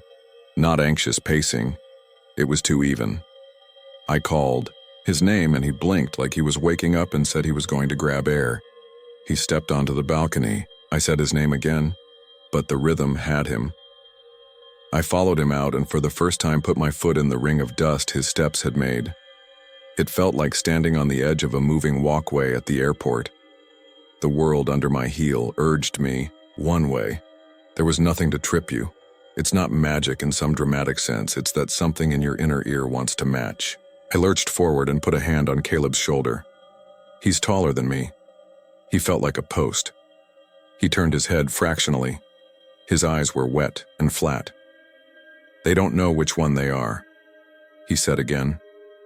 You get buried without a name, and when you stand up you keep walking until someone says it. Nobody is standing up, I said, but my voice sounded unsure. You're here. You're Caleb. Come inside. He resisted and then folded in like a tent. I half dragged him backward. Once he was over the track, his body lost the pull. He leaned against the doorframe and cried the way a grown man cries when he is exhausted down to the bone. We both slept. On the floor after that, the balcony door locked, the ring just visible in the gray light coming through the vertical blinds. Around 4, I woke to the sound again, but fainter, like something pacing in the next apartment over. We went back to work the next day because real life has a way of refusing to stop even when it should. Mr. Keene said little, only handed me a new roll of flags. He glanced at Caleb's bare ankle where his shoe should have been and looked away. There was ground settling last night, he said. Come mark what looks soft. We went. The field was a patchwork of our flags now, bright plastic slashes against dull dirt. I found myself whispering sorry as we stuck them near places where the circles overlapped. As we worked, a low hum started in the distance, not mechanical, more like a few voices and then more. When I looked up, there were people along the fence. Not many, a handful at first, then a few more. They didn't talk to each other. They set things down on the posts. One man tied a handkerchief into a knot and hung it like a little flag. A kid placed a toy car. Someone taped a photo of a woman with a 1980s haircut to the wire. None of them came into the field. By afternoon, the county crew arrived with ground-penetrating equipment. They never got it off the truck. The first time the wind picked up, a wave of dust lifted across the field like something exhaling. The crew chief, a man with shoulders like a refrigerator, stood with his hand on the truck door and shook his head. We need ground truth before we drive, he said to Keene. I'm not getting my guys stuck. Keene didn't argue. He stared at the circles like a problem you can't solve because it changes when you touch it. We haven't done much since. The city put up a better fence. They installed a sign in the nice part of the cemetery that says the area behind is a historical burial ground and asks visitors to respect it. You can read between the lines. You won't find mention of circles. People don't like things that sound like folk stories in official places. But if you go there in the evening and the dirt is just right, you'll hear it. Step, step, a slow turning. The wind will carry the smell of a damp room that's never been opened. You will see rings where the surface has been pressed by many feet. You will not see steps leading in or out. Caleb is better mostly. He wears slip-ons because he left his shoe out there and never wanted to replace it for reasons he can't say without laughing. He doesn't walk loops around furniture anymore, at least not when he's awake. Sometimes I see a circle on the kitchen rug in very fine dust I don't remember tracking in. I sweep it and don't talk about it. Rena keeps a little tin cross in her pocket now, the kind you can worry between your fingers. She won't step in a circle drawn in chalk in a kid's game. The idea makes her sweat. Here's what I think, and I'm not saying you need to believe it. There are people whose names weren't said enough when they were living, and almost not at all after. They died scared or alone or angry or just tired, and their last days were marked by turning in small spaces. Nobody marked their resting spot with anything but a number that didn't make it to paper. When the conditions are right, the ground remembers them. Not them exactly, the pattern of them, the path of their feet when they were waiting for something that didn't come. The field shows you this. It doesn't try to hurt you. It doesn't try to help. It just keeps the record because nobody else did. I think stepping inside a circle isn't about superstition so much as participation. If you do it, your body wants to match, and something that has been practicing that pattern for longer than you've been alive is glad to have a partner for a while. It can pull you into its habit. Maybe if you're steady, you can step back out. Maybe if you're tired or if you've got your own unnamed things walking circles inside your chest, you forget which step is the edge. I think about the man at record saying, "Don't go in." You'll forget where the edge is and the way Caleb said what he said without knowing he was saying it. I'm not going back there at night again. I've told myself that a dozen times and I mean it. But last week our apartment complex had some work done and the crew left a square of dirt near the stairs after they planted a new shrub. The next morning there was a ring of little marks on it. Maybe a cat. Maybe wind that did a trick, I don't know. I stood at the top of the stairs and watched the sun make shadows in the shallow depressions. Nobody else noticed. People stepped past like they always do. When I went down to check the mail, I built my path wide around that spot because my body knows more than my mouth sometimes. If you drive past our cemetery, you won't see anything but a field that looks like an afterthought. If you walk along the back fence, you'll see plastic flags and a few photos taped to wire. If you stand very still, you might feel an urge to take one slow step, and then another, small ones. Because big steps don't fit there. You can fight it, and you should. You should step back. You should say the names you know for the people you love. You should make sure they are written down somewhere, even if you have to tear a page out of a notebook and stick it to a fridge. I didn't tell you this to scare you. I wrote it down because I keep hearing the faint scrape in places it doesn't belong, parking lots and stairwells and patios and the strip of dirt by our mailbox. I wrote it down because if forgetting is what curses them, maybe remembering is the only thing we get to do. I wrote it down because last night when I thought I was asleep, I heard someone walking circles just outside my door. The sound went on for a while, a slow, soft tap in the hall, then faded like a radio station slipping out of range. This morning there was a thin ring in the dust in front of my welcome mat. I stood with my coffee and looked at it. There were no prints leading away. I don't know what that means, I just know I didn't step inside it when I left for work. I went the long way around. If you were me, I think you would have too.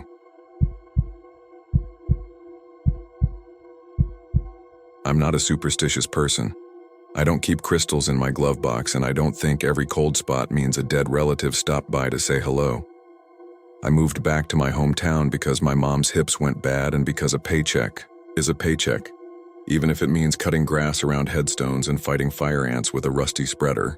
That's how I ended up working nights at the Hillview Cemetery, a patch of fenced land on the edge of town, past the feed store and the old RV park where the Wi-Fi sign still flickers, even though nobody's paid the bill since 2019. We're a small Texas town with the sort of main street you can walk in 5 minutes. The cemetery sits low, just off a thin farm road that loses stripes as soon as it leaves the highway. On hot days, the air there smells like cedar and dust and that flat, chalky scent you get from old stones. It isn't spooky so much as it is tired, the kind of place that looks like it's been holding its breath for 100 years. I started the Hillview job in May. By July, I knew every row. I knew where the ground dipped, where the moles tunneled, where the teenage kids liked to leave beer cans because they thought a cemetery made them deep. My boss, Mr. Whitaker, is a quiet man who talks like he's making a toast you can't quite hear. He had me on afternoons, sometimes past sunset when it wasn't too brutal. Mornings and evenings, he told me once, tapping the brim of his faded hat. The dead don't mind when you mow, but the heat does. That first week of August, I switched to later hours. It was too hot to breathe until 9 o'clock anyway. I'd drag hoses, edge the paths, then lock up the copper tap by the spigot near the live oaks. The gate is a sliding chain link panel, with a dull wheel that squeals no matter how much grease you pump into it. I'd leave around 11. I don't believe in ghosts, but I do believe in drunks with nothing to do and coyotes with mange. Locking the gate just feels like good sense. The first time I heard the shovels, it was a Thursday night a little after midnight. I was still inside because Mr. Whitaker had asked me to check the irrigation timer that keeps skipping zones. I had, My flashlight under one arm, a wrench in my back pocket, and sweat in my eyes. The sound was faint at first, like someone knocking two pieces of wood together, and then it turned into something you don't mistake for anything else. Shovel biting dirt, handle groaning, something heavy being lifted and dropped. A man's breath, short and annoyed, the way you breathe when the work is hard and the work is yours. I killed the flashlight and I stood there in the dark beside the little brick pump house. The cicadas thrummed like wires in the air and a semi hummed out on the highway, but the shovel noise cut through the heat clean as a whistle. It came steady too. Metal into earth, the grit of sand, the grunt. I have dug my share of holes. I know that rhythm the way you know the click of your own car's door locks. Whoever was doing it was on the far side of the grounds near the older section with the smaller stones and the fenced family plots. No one is supposed to be inside after sunset. Nobody works nights. We haven't had a real gravedigger in decades. Backhoes. Do the digging now, and when a burial comes up, the funeral home schedules the crew in daylight. I told myself it had to be kids. I told myself I should call the sheriff or at least Mr. Whitaker, but I didn't. That sound hooked into me. I started toward it, following the narrow path of crushed granite that snakes between the rows. The flashlight stayed off. My eyes adjusted, just enough to find the paler shapes of marble and the darker stripes of grass. The heat lay on my skin like a damp towel. Every few steps I stopped and listened. The noise didn't move. It came from a place. Not a random spot either. It was right over by the corner where the iron angel leans and the fence sags. I turned on my light when I hit the bend. The beam jumped over the stones and through big seamed shadows, and I had to swallow and tell myself out loud. It's a person, Caleb. That's me, I'm Caleb. 30, not married, the guy at family things who fixes your sink and changes your porch light and doesn't say much unless you ask direct. There was no one there. The shovel sound stopped with the light like it was shy. No footprints in the dust, no fresh pile of dirt. The ground was smooth and hard, baked by days of heat. I swung the beam wide, braced, and waited for a kid to pop up from the dark, laughing. Nothing. The angel's shadow did its long lean against the grass. I stayed for another 10 minutes, turning the light off, turning it on, hoping to catch someone, between frames. In the dark it started again, same 3-beat rhythm, same grunting effort, close enough I could have shouted, and then it would die the second I clicked the flashlight. After the third time, I was done. I locked the gate, got in my truck, drove home, and sat on the edge of my bathtub with my shirt stuck to my back and goosebumps on my arms even though the air conditioner was struggling its heart out. I told myself it was irrigation pipes. Told myself it was an armadillo and an overactive imagination. Then I didn't sleep. There's a diner on Main that opens at 5, and that's where I was at 6 the next morning, staring at eggs that tasted like the grill and trying to decide if I should say anything. My friend Jackie works the breakfast shift there. She's the kind of friend who knows when you lie and won't be mean about it unless you need her to be. "What's got you looking like you swallowed a battery?" she asked, topping off my coffee. "You ever hear anybody dig at Hillview after dark?" I said. "Like real digging?" She frowned at me the way you frown at a riddle you almost remember. "You mean like legend stuff?" "I mean like last night." Jackie lowered her voice. "Lenny Hargrove," she said, making a face like she didn't mean to say it. "My grandma used to tell me that when she couldn't get us to come in by dark." "Who's that?" "The old gravedigger. Before the backhoes. He died out there. This was, I don't know, early 80s. They say the trench collapsed on him. After that, they said you could hear him. My grandma swore she heard the shovel when she was a girl, but she swore about the boogeyman in the creek too." "I hate this town," I said, which is a thing we all say when we love it and wish it would stop being itself for 10 minutes. "What did they do after he died?" Jackie shrugged. "Hired a guy with a machine. You want me to ask my uncle? He knows every story. He was a volunteer out there for a while, helped Mr. Whitaker before his back went bad." "Don't," I said. "Not yet." I didn't want to give the town a story. I wanted to keep it in my head where I could still decide if it was real. I went back to Hillview early before the heat climbed well past reasonable. The place looked the same as always. If anything, it looked a little tidier, like a surface. Crust had settled in the night. I walked to the corner and crouched where I'd stood with my light. No prints, no holes. A single pale grub rolled away from the sun like a blind thing. At the caretaker shed, I found an old ledger on the shelf, pencil dates in a neat hand, names, plot numbers, notes like service at 2 p.m., and river stones added by family. The earliest pages were stiff and crumbling. The later ones were clean. I flipped to 1981 and found an entry written, darker than the rest, with a little smudge where a hand had leaned too long on a line. Leonard Hargrove, accident, see sheriff. No details, no bitter aside. Whoever wrote it didn't want to say more. After that, the handwriting changed and the notes shortened. A backhoe code appeared on the pages. The word depth stopped showing up. I didn't tell Mr. Whitaker that day. He's decent, steady, the kind of man you want running a place where people go to talk to stone. He has gray whiskers and a habit of closing his eyes before he says anything hard. I could hear him telling me it was pipes. I could see him checking the pump house like I did, tapping the PVC with a knuckle, nodding to himself even if he didn't believe it. I didn't want him to have to make it ordinary. Not yet. The second night, I asked Jackie to come sit with me. "You want me to hang out in a cemetery at midnight while you listen for ghosts," she said, "and you think this is a good date?" "It's not a date," I said. "It's a bad idea with a friend." "Sold," she said, and she met me by the gate with a thick hoodie and a bag of gas station peanuts. She brought a small digital voice recorder because she listens to those true crime shows and says, you need to have evidence if you're going to tell a weird story later. We sat on a bench by the live oaks and tried not to be idiots about it. The night was bigger than the first one, a wide, hot dome that pressed down on the dirt.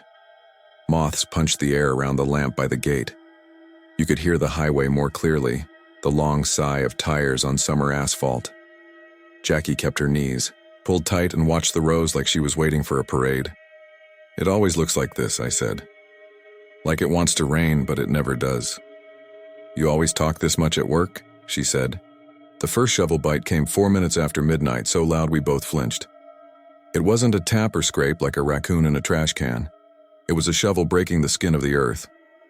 We stood without looking at each other and faced the older section. The sound followed that 3-beat rhythm again.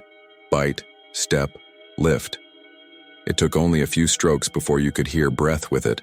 A short, rough pull through the nose and a push out the mouth.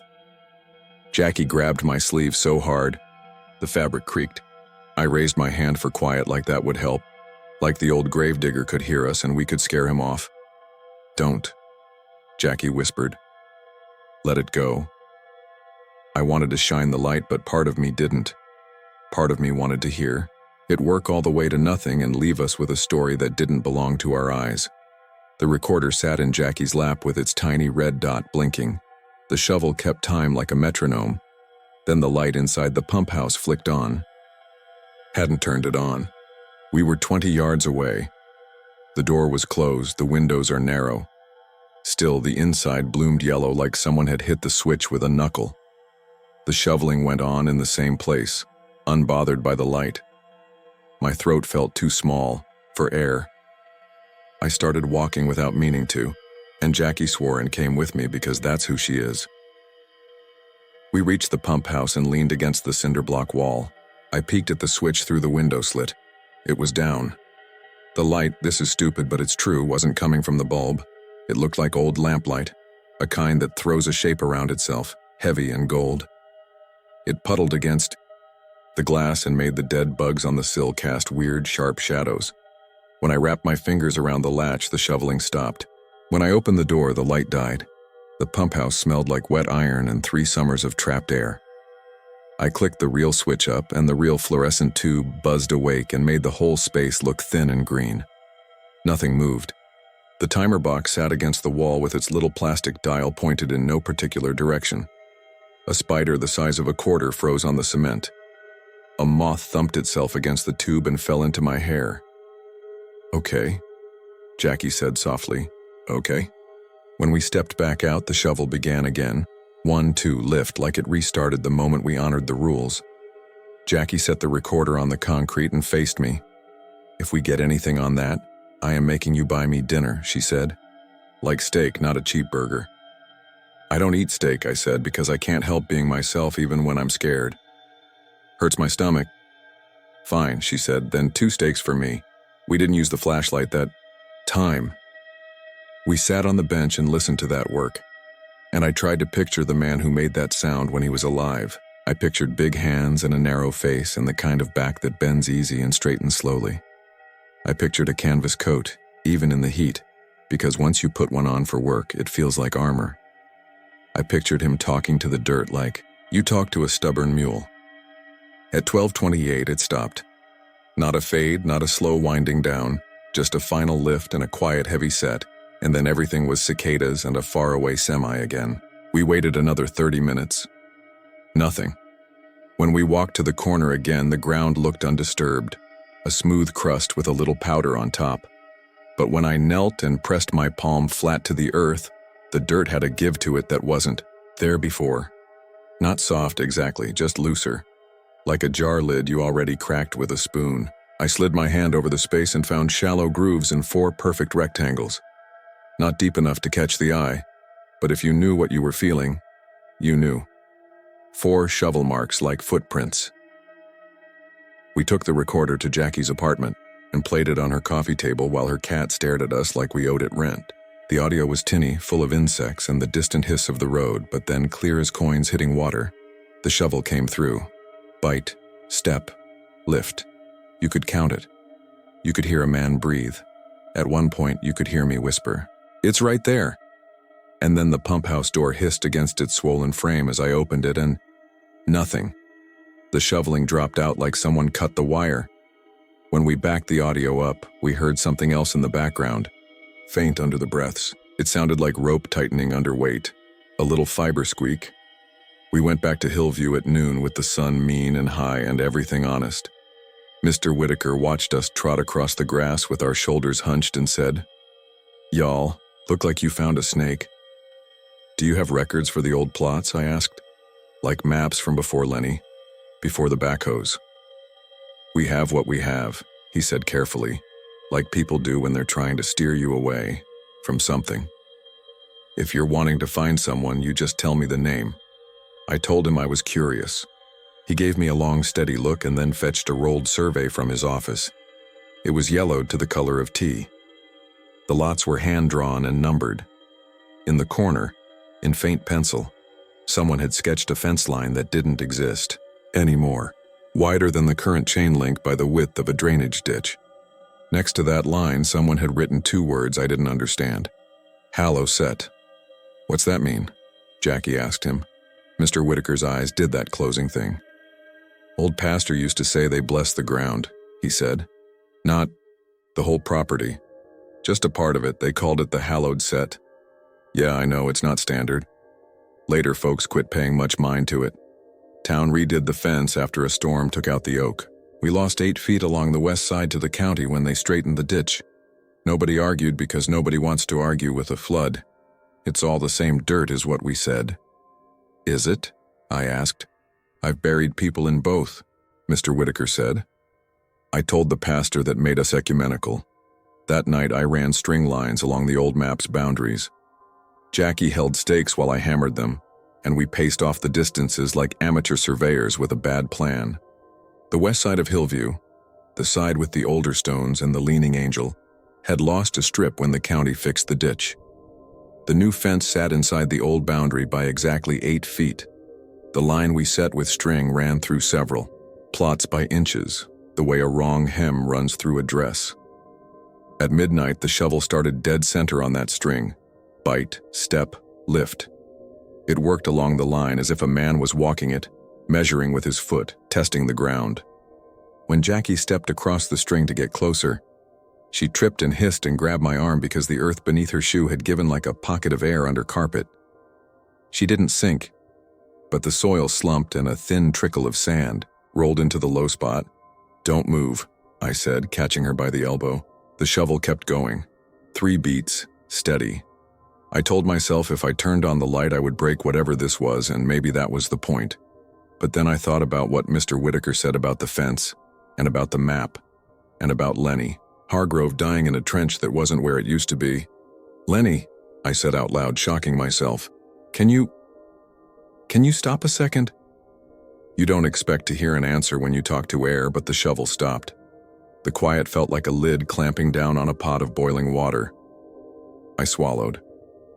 "We're listening," I said, and I felt stupid as soon as I said it, like I was talking to a stray dog who could recite poetry if only I was kind. The rope sound came then, louder than on the recording, a stretch, a whisper, something underweight.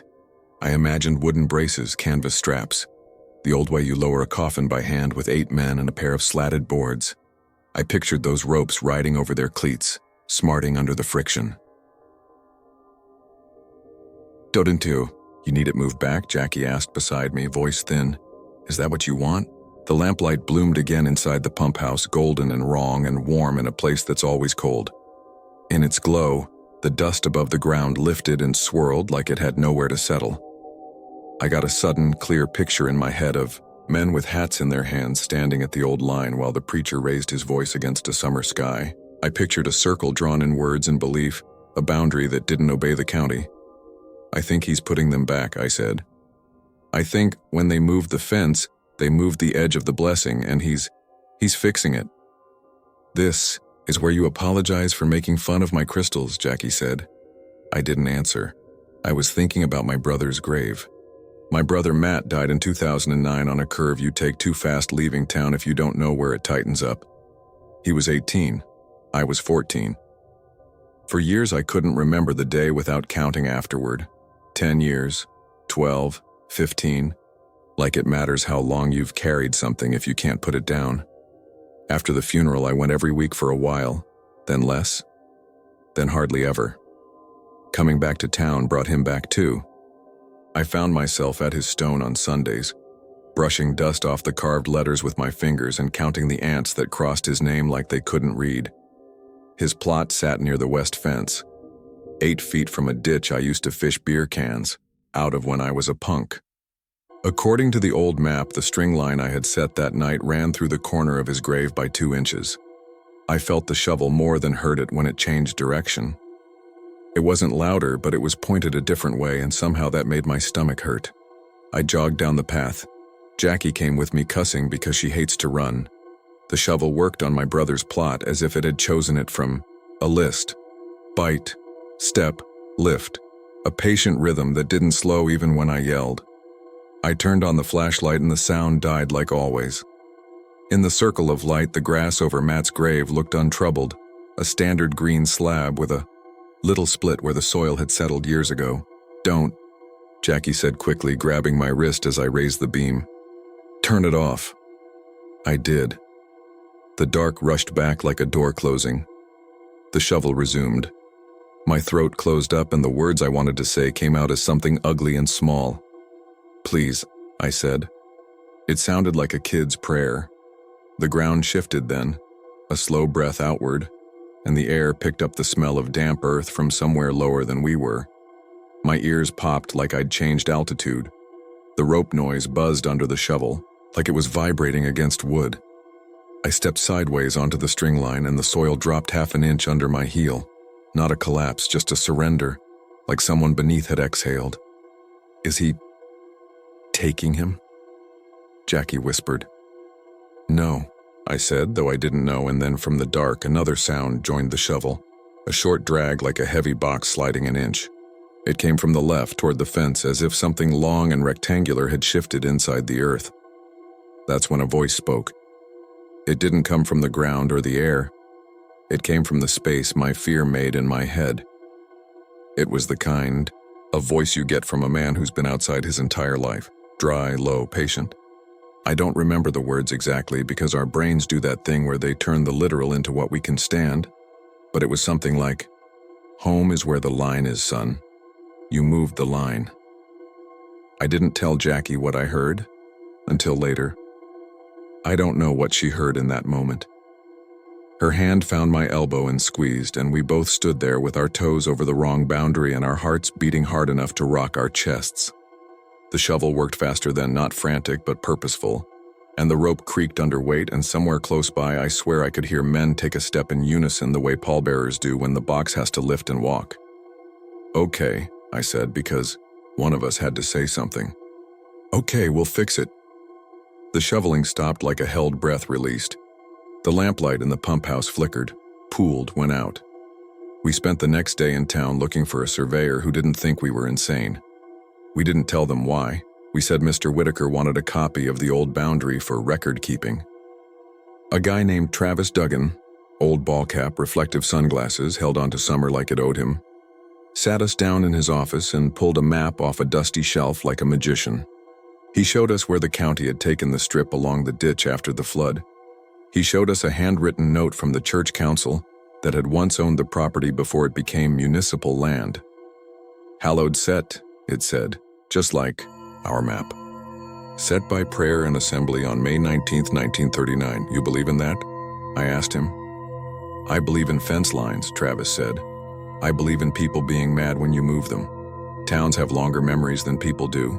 If you're asking me whether you should respect that old line, I'd say it's cheap to do, and cheaper than arguing with 100 grandmas." I bought 4 rebar stakes at Murphy's and a roll of orange tape. We set them along the old boundary that afternoon. Jackie made little flags and scolded me for eyeballing the distances. We asked Mr. Whitaker if we could move the new mowing edge to that line, and he nodded without asking why, like he'd already decided he didn't want to know answers. We spent hours straightening the small stones near the string like we were tucking them in. That night at 12:15, nothing happened for 10 minutes, which felt worse than hearing the shovel. Then a new sound came from the far corner we hadn't touched, a wet clunk like a coffin settling against a sidewall. The shovel started there along a different stretch where the old map and the new fence disagreed by only a few inches. The rhythm was so steady I could have tapped my finger to it. In the dark, I felt something shift under the soles of my boots, a tiny settling that traveled through the dirt like a ripple. The rope noise came soft and then stronger, the way a sound gets close without moving. "I think he's finishing," Jackie said. "Finishing what?" I asked, but I knew. We stood until our legs shook. The shovel stopped at 12:49. The air cooled like somebody opened a door to a different season. The cicadas shrank back into the trees. We waited for the lamplight. None came. For a week, the cemetery felt ordinary again. We worked days, locked the gate at sunset, and I went home and slept through my alarm.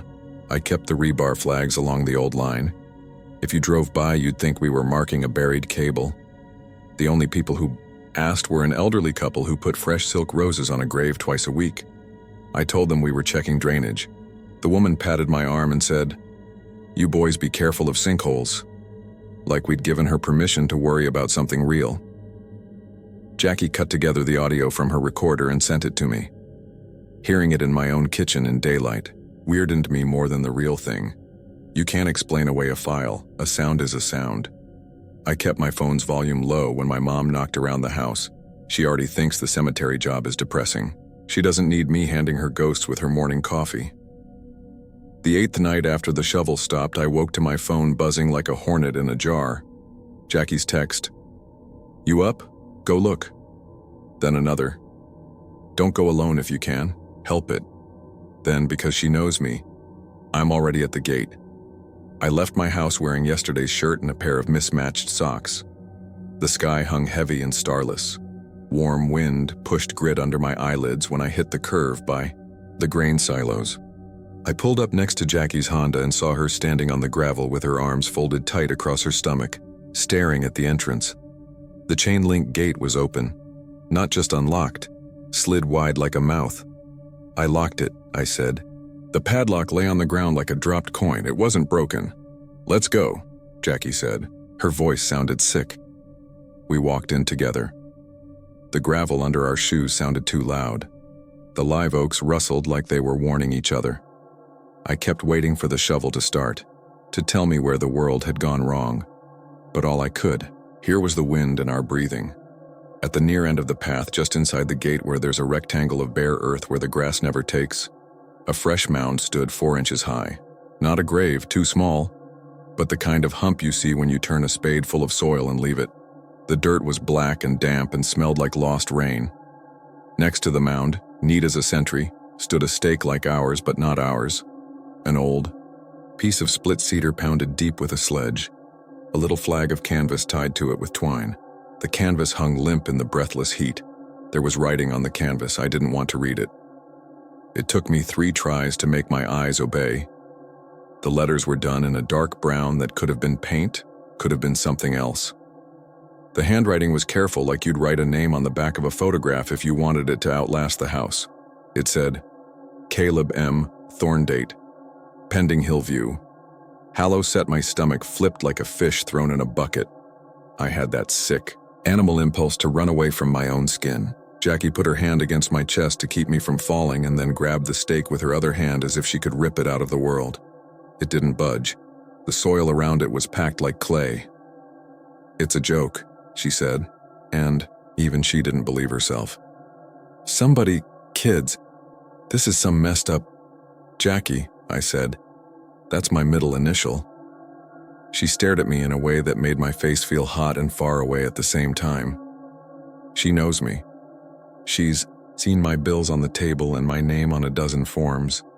She knows what my middle initial is and that I hate it because my dad loved it. I'm going to take it out, I said, more to say something than because I thought I could. The shovel sound started then, not deep in the grounds, but right behind us at the gate. A single hard bite into the earth, and then another, and then another. It came fast, not the steady, patient rhythm we'd heard before, but a brisk, efficient chop like a man working to beat the dawn. Don't you dare, Jackie whispered. Not to me. Don't you dare. I put my hand on the stake and I felt it hum through the wood like a guitar string. The canvas flag snicked against the cedar like it was in a breeze that wasn't touching us. The lamplight, warm and wrong, spilled from the pump house again and threw our shadows long and strange across the path. The rope noise rose under the digging, underscored by that faint collective human sound you cannot mistake. The timed breath of men lifting weight together. Home is where the line is, the voice said in my head again, firm as a father telling you how the world works. Keep your feet. I looked down.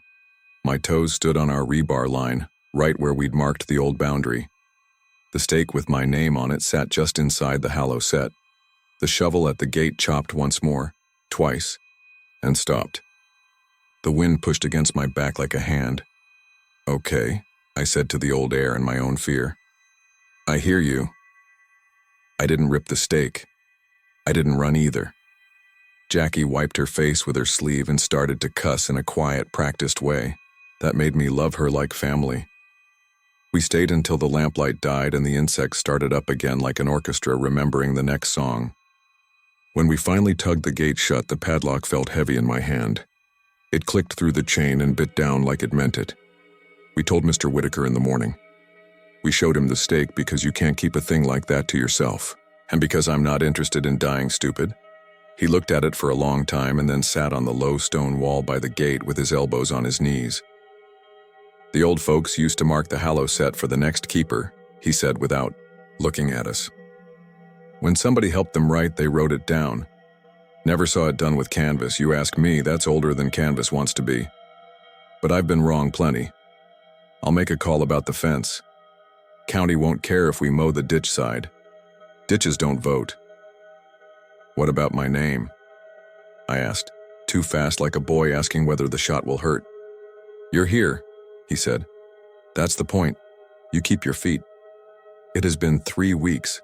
The shovel hasn't sounded again the way it did those first nights, but every now and then I hear a single bite, metal and earth, deliberate like a check mark at the end of a line. The lamplight only bloomed once more, and that time it wasn't in the pump house, it was by the Angel. A low, warm circle that glowed out of nothing and went away like a sigh. The rebar flags still flap, and Travis gave us a laughably cheap quote, to move the fence when the county gets bored. Jackie's recorder sits on her dashboard, and we pretend we don't look at it when we drive by Hillview in daylight. Sometimes I stand by the gate in the heat of a noon that has no business being that hot, and I look at the stake with my name on it. I've made peace with the words. Date pending isn't a curse, it's a fact. It will be for all of us one day or another. Hillview is full of facts, lined up in rows. The stake doesn't scare me the way it did, though I won't lie. There are nights when I wake and feel dirt on my tongue and hear a rope creak and wonder what piece of me the earth will keep. On evenings when it finally rains, the scent off the ground by the angel is different from the rest of the cemetery. It smells like a cellar you forgot you had. It smells like work done right in the dark. When the lightning rolls down the highway, like a tired parade and the sky turns the color of tea, if you close your eyes, you can hear men breathing together. You can hear the scrape and the lift. You can hear the old gravedigger keeping his promise to a line everybody else forgot. The other night, while I was closing up, a teenager with a skateboard and too much cologne asked me if the place was haunted. I told him no. I told him to be respectful, to keep his wheels on the path and his hands off the stones. I told him the dead don't bother you if you don't bother them. He laughed and rolled away toward the gate, and for half a second his wheels hit a patch of soft dirt and sang down a note like a saw blade. He looked back at me, eyes wide, and said, "Did you hear that?" "Keep your feet," I told him, and that made him roll faster. Sometimes after midnight, when the cicadas pause and the highway breathes and the heat lets go just enough to remember a different season, the sound comes back in the distance. Not close, not threatening. The careful, tired rhythm of a man who knows his job and doesn't need anybody to say he's doing it right.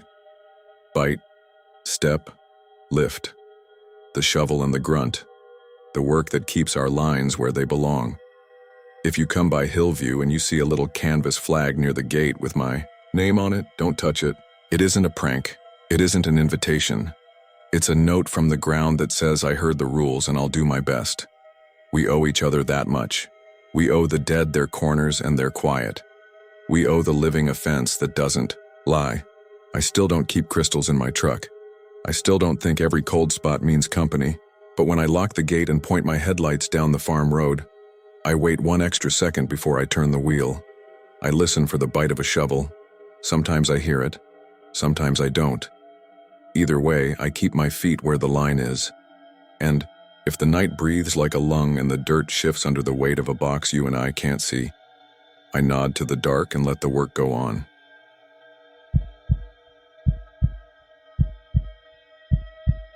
I checked the bell out of my kitchen drawer and took it with me to the library like it was a library book and I owed late fees. I didn't plan anything smart. I just didn't want to walk through that bright, clean building with empty hands. I found the same table as before and laid the little brass bell on the wood as if I were putting down a drink I didn't want to spill. Coates noticed. She didn't say anything, just set down the new folder she'd pulled. A thin manila one, tied shut with white string. The label said St. Mary's, post-fire. She untied it and slid me a stack of copies. On top was a typed notice to parents from 2000, no evening visits inside the church fence. If you need to pay respects, please come during daylight. Then a small paragraph. We understand some children are lingering at dusk near the yard. Please encourage them to go home when they hear the bells from town. I had to read that 3 times. There were no bells from town anymore, not for St. Mary's anyway. Whose idea was that? I asked. Father Mallory's, Coates said. He was trying to replace the routine. Kids need markers to leave. He figured any bell would do. She tapped the page. Did it help? I don't know, I said, and tucked the copies into my backpack like I was taking evidence home. Do you know if any teachers from St. Mary's are still alive? From before the fire, I mean, Coates thought. Sister Agnes moved to the Carmel home years ago. If she's still with us, she'd be the one to ask. She was a force. She paused. If you go, be respectful. She doesn't owe you answers. I know, I said. I said it like a promise to someone listening who wasn't Coates. The Carmel home sat 2 blocks from the hospital. A low building with wide windows and a white cross out front. I stopped at a grocery on the way and bought flowers that looked sturdy enough to survive a car seat. The woman at the desk in the lobby checked a list with a pencil and said, "She's awake, short visits." Sister Agnes was smaller than I expected and looked like every tough teacher you've ever had. Sharp eyes, neat hair, a presence that made your spine straighten even if your real school days were decades behind you. She wore a cardigan the color of a robin's egg. and had a plastic cup of ice water with a straw beside her elbow. Her hands were thin and spotted and still. When she saw the flowers, she smiled the way a person does when you bring them something they didn't ask for but appreciate anyway. "I'm not Catholic," I said, because I felt like that mattered. "But I grew up with your bell, St. Mary's." I set the bell on my knee so she could see it. "I wanted to ask about your rules." She looked at the bell and then at my face, and there was the smallest shadow of a nod, like she'd been waiting for this conversation since before I was born. "We had rules," she said. "We had to. Children wander so easily. They drift. If you don't give them a shape to stand in." "The triple bell after the hour," I said. "Dismissal." She smiled again, tired and pleased that I'd done some homework. "Dismissal came after attention," she said. "First you gather, eyes on me, hands to yourself, line up. Then you dismiss." She glanced at the bell again. "Do you hear it?" "Sometimes," I said. "At home and at the old yard." She folded her fingers like prayer and looked past me. Not at the window, just toward the memory of something brighter. "Children don't like leaving when the game is good," she said softly. "They ask for 5 more minutes until it's too dark to see." She paused. "We kept them with bells." "How?" I asked. "How do you keep them after they—" Her eyes flicked to mine with a warning in them a child would recognize from the back row. "We don't say that here," she said. "We say what helps. Hands to yourself. Don't cross the line. We'll play again tomorrow." Those are the sentences that keep a room from flying apart. "I don't want to hurt them," I said, and the fact that I had to say it out loud made my voice go thin. "No," she said. "Of course not." She took a careful sip from the straw and then, like a teacher throwing you a rope to grab, added, "If you hear the bell and you must answer, do it as if your mother told you to watch. The younger ones. Don't mock, don't beg, and don't promise anything you won't keep." "What if they want me to stay?" I asked. Her mouth softened in a way that made me think she had loved a lot of kids who didn't get to grow up. "They all want you to stay," she said. "Even the ones ready to go home. That's why you ring the bell." She closed her eyes for a long blink and then opened them again. "Tell them the truth. The game is over for now. They can hate it. You don't change the rule." I didn't know what I expected to get from her. A prayer, maybe. A ritual. A map. Instead, I got the same thing I'd always gotten from adults who knew what they were doing. A handful of simple sentences and the weight of using them right. "Thank you," I said. "Bring nothing you can't lose," she added, and let her eyes drift to the bell again. "And don't ring that in here." "I won't," I said. When I left, a kid in a red hoodie was sitting on the curb outside the entrance, picking at the rubber toe of his shoe. He couldn't have been more than 8. He had a face that would, if all went well, turn into a strong one in a decade. A serious brow, a nick on his chin, eyes that noticed everything. He looked up at me, then at the bell under my arm. "Can I see?" he asked. His mother stood a few feet away talking to someone on the phone, her back turned, her hand making those tired little circles mothers make when they've been on hold too long. I crouched and let him look, not touch. "It's just a little bell," I said. He grinned. "We have a big one at school." "You do?" I said. "Do they ring it 3 times after the hour to let you go?" He thought. "No," he said, and then added as if he'd been told recently, "Don't talk to strangers." "Good rule," I said. He nodded like I'd passed a test. "Bye," he said, and I went. I should have gone home and shut the door and turned on the TV and let city noise fill all the spaces. I drove to Marco's instead. The shop smelled like rubber and heat. He had the bay door up and a car on the lift and a country song stuck between stations playing through a speaker with a frayed wire. He waved me in and ducked under the bumper. Chalk dust coated the lip of his workbench like powdered sugar. He didn't look at it. He never does. "She said they want you to stay," I told him. "You don't promise, you ring the bell, you tell the truth, that's it." He pulled his headlamp up onto his forehead and wiped his hands. "That it?" he said, half laughing. Just fix it with honesty and a jingle? She said, bring. Nothing you can't lose, I said. He looked at the bell under my arm and then at me. You gonna lose that? He asked. I didn't answer because I didn't know. That night at 8:13, 9:13, 10:13, the bell tone came like someone touching the rim of a glass. I didn't wait for 11:13. I took the bell, stepped into my apartment hallway, and stood in my own doorway with my feet on the line where the threshold would be if I had one. My upstairs neighbor laughed at something on a sitcom and then sneezed. I heard the building settle. I rang the bell once and waited the count Sister Agnes would have expected. I rang it again. I rang it the third time. The air didn't change. Dramatically, it never does. But there was a shift, a little one, like being noticed by a room. I kept my eyes up and my hands quiet. Line up, I said, steady. Hands to yourself. We're walking to the door. A hush came and went like a wave over carpet.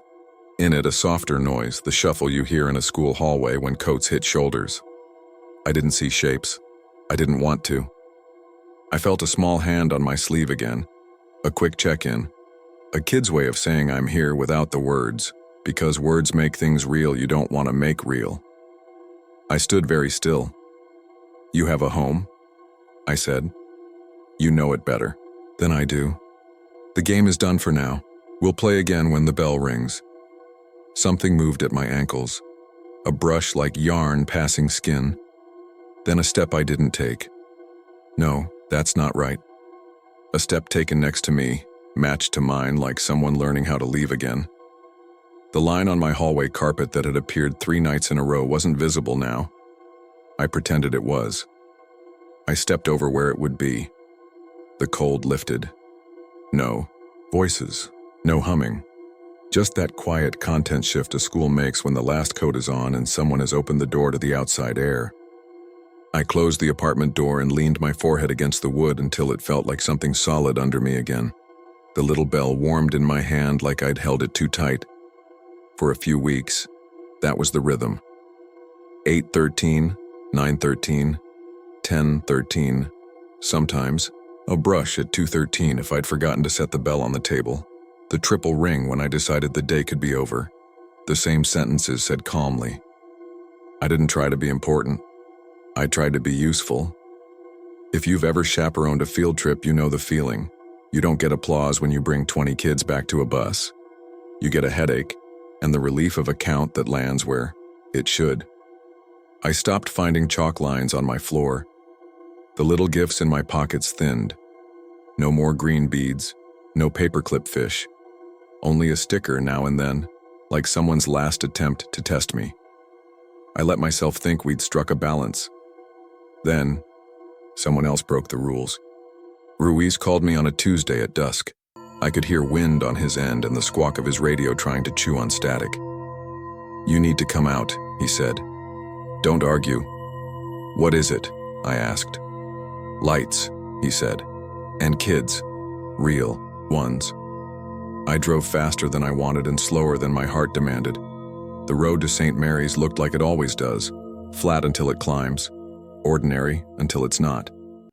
I saw the glow before the gate, the kind of light battery lanterns. I saw a cluster of silhouettes, teens by their posture, 5 or 6, jittery, too loud for the space. 2 trucks idled by the ditch, music thumping low the way older boys keep it when they want to look like they don't care. One of the lanterns sat on the stone where the door had been, and I winced like someone had put a hand on a bruise. Ruiz stood near the gate with his arms folded. He wasn't in uniform. He didn't need to be. The kids kept glancing at him like he was a fence they didn't want to climb even if they could. One boy held a spray paint can, the cap was off. A girl had her phone out filming. Evening, Ruiz said to me like this was regular. Our scholars here are trying to make content. We're not hurting anything, the girl said, not quite sullen, not quite polite. It's just nothing. The smallest boy, he couldn't have been more than 12, stood a little apart from the others. He wasn't holding a phone. He held a small car, a cheap die-cast painted red and chipped at the edges. He was staring through the fence with the serious concentration of someone trying to hear a quiet voice in a loud room. You shouldn't be inside the fence, I said like a tired chaperone. This is a cemetery, you can film the gate. Relax, the spray can kid said, and shook the can. The ball rattled inside, bright and ugly. We're tagging the wall and bouncing. You'll wake them, Rui said, too mild for the words. And they hate being woken. We? The girl said, smirking. Who's we? There's a tone people adopt when they're about to make themselves the main story. You hear it in bars right before a fight. You hear it in classrooms right before a kid throws a desk. The smallest boy didn't have that tone.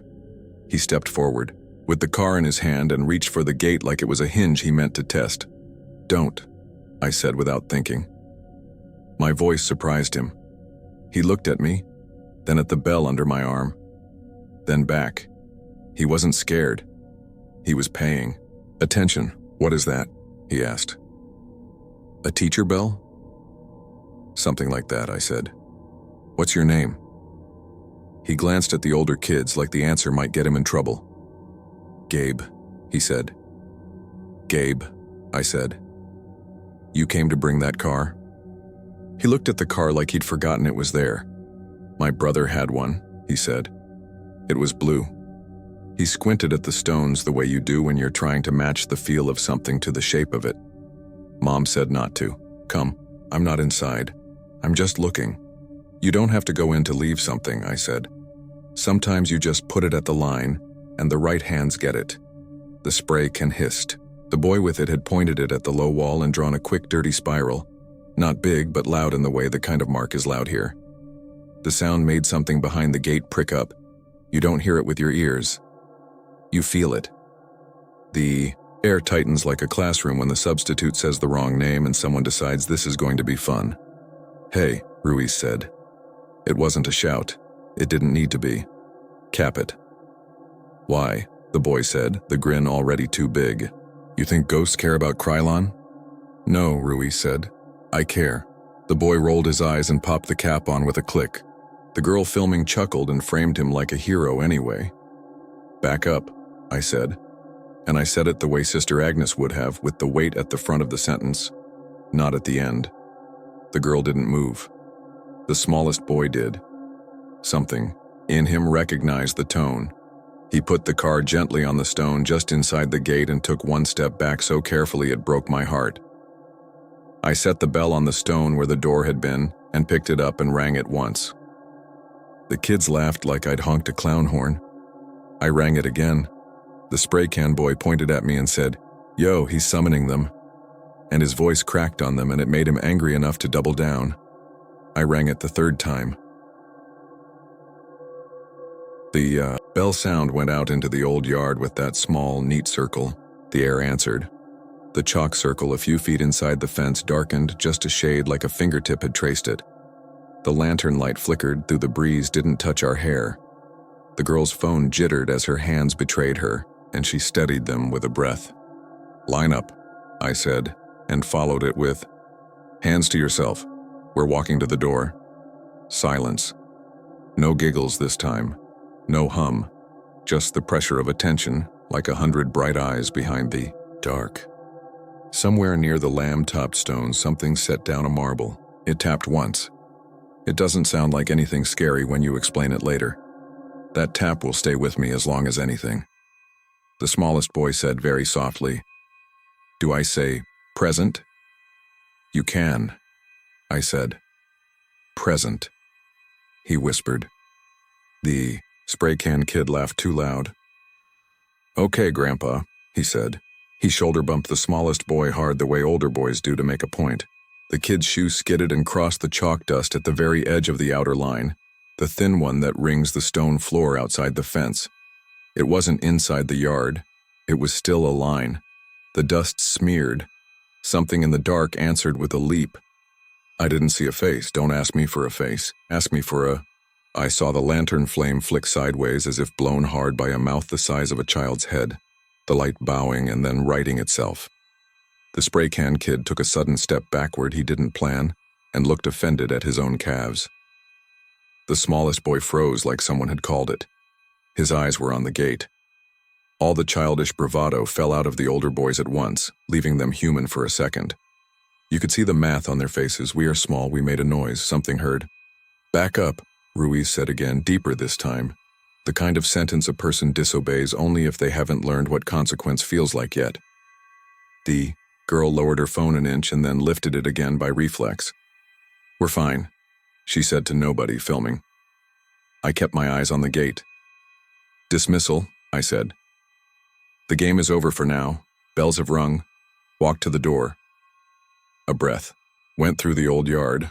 A long one in and out, like something trying to decide if it would follow my rules or its own. The chalk circle inside the fence brightened faintly again and then went pale like a pulse you can't quite catch. I didn't know which way we had tipped. The smallest boy saved us. He bowed his head the way kids used to when grown-ups were, watching and said not to me and not to Ruiz, just into the yard. I'll come back tomorrow after school with a blue car like his. I'll put it at the line. I'm going to go home right now. There was a crack of sound that wasn't a branch. The lantern on the stone tilted and then settled as if someone had bumped it gently with a hip like you do when you move through a crowded hallway. That same soft marble tap came from the far side of the circle. Then the shift, the one we'd been waiting for, the uncoiling of attention, the release that isn't a door opening so much as a class-breaking rank. Walk, I said quietly, and for once every kid there listened at once, even the ones with facial hair. They backed up. The girl kept filming, but she did it while moving, her voice a whisper now, the smirk gone. The spray can kid capped his can twice like the second cap would make it safer. The smallest boy looked at the red car on the stone as if it were a hand. He was leaving behind and then looked at me. I nodded. Ruiz nodded. We all breathed. Somewhere beyond the live oaks, a nightbird made a short, irritated sound like it had been woken on the wrong part of the branch.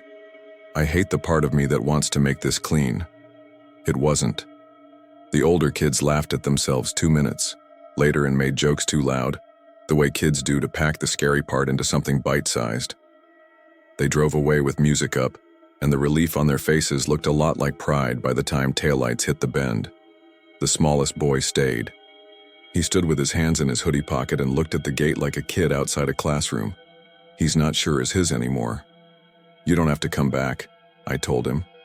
He shrugged. I promised. Don't promise them anything, Ruiz said gentle. Promise your mom?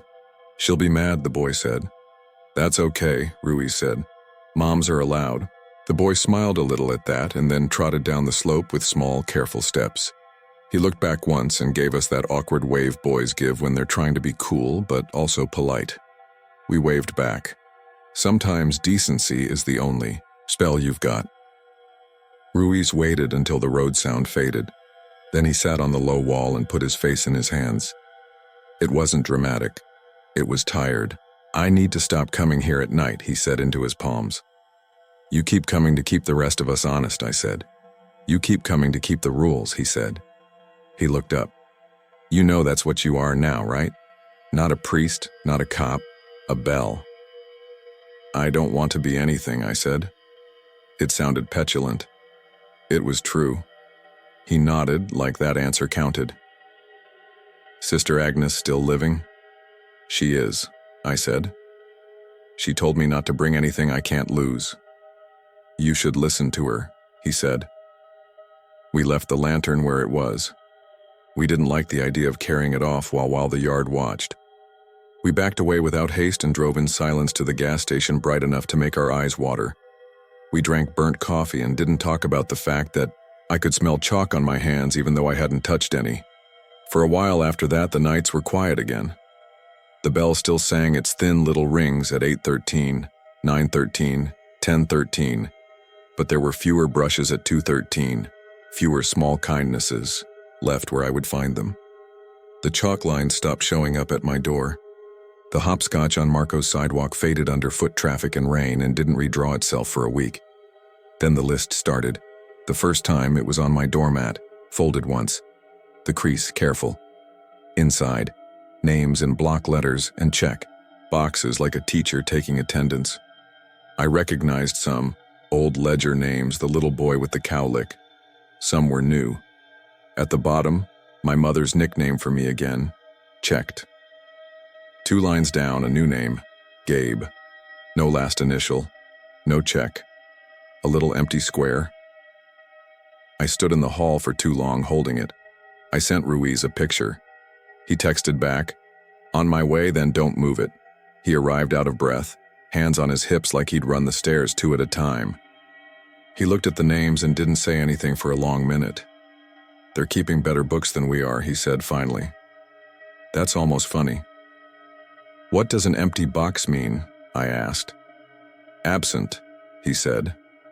I pictured the small boy with the red car and felt a brittle heat behind my eyes I hate admitting to. "He said he'd come," I said. "He shouldn't have. He's a kid. He said he would." "Let's go ask his mother if she knows where he is instead of chewing our own tongues," Ruiz said. We found Gabe 2 blocks from his house, sitting on a curb with a blue car in his pocket, scuffing the toe of his shoe over a line of ants, like he'd decided not to bother them. His mother was on the porch talking too loudly on the phone to someone she needed to sound okay for. When she saw us, she hung up and wiped her hand on her jeans and called his name in that way that mixes love and grievance. He came. She made all the polite noises you make to a deputy and a stranger who care. She had the eyes of a person who hasn't slept right since an ambulance light burned her retinas once for hours. "We're not in trouble?" Gabe asked Ruiz when his mother went inside for a second. "Not with me," Ruiz said. "With your mother, maybe." Gabe looked at me. "I didn't go back," he said. "I wanted to. I forgot the car, then I remembered, then it got dark." "That's okay," I said. "That's right." He looked down at the car in his pocket like it had a say. "Can I go tomorrow? In the afternoon?" "You can bring it to the fence in daylight," Ruiz said. "You can put it at the line, you can go home, that's all." Gabe nodded, the tiny relieved smile of a kid who gets to follow a rule because someone gave him one. "Okay," he said. I thought if I don't bring it, they'll be mad." "They get mad," I said. "They don't stay mad." "And if they do," Ruiz added, "they have to go through me." That made Gabe's smile real. He did that boy salute, 2 fingers to his temple, and jogged inside. We watched him show his mother the blue car like a trophy. She laughed, a little winded sound, and said something too fast and hugged him the way you hug a kid who has frightened you without knowing it. That night, the list on my doormat had a new mark. Next to Gabe, a check. I didn't know if I was relieved or if we'd just set up another rule I didn't understand. I folded the paper and put it in the Ziploc with the first list and told myself I wasn't keeping relics. I was keeping records, which is the same lie museums tell when they house the bones of saints. The next weeks turned into a routine I couldn't explain to anyone without hearing how it sounded in my own mouth. Work, dishes, the bell at the right times, occasional trips to the church fence in daylight with a marble bag or a toy car.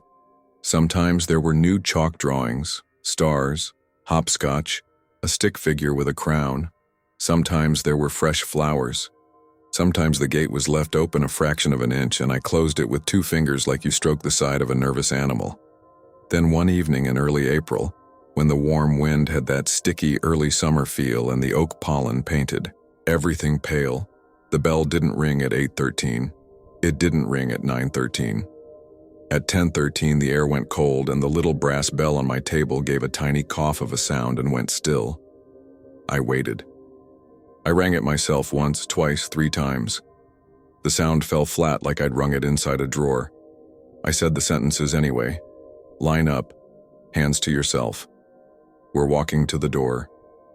The apartment was only an apartment again. I slept badly, dreams running fast, every door in them a rectangle of darker dark. In the morning there was a list on my doormat with no names, just boxes. 40 of them, empty.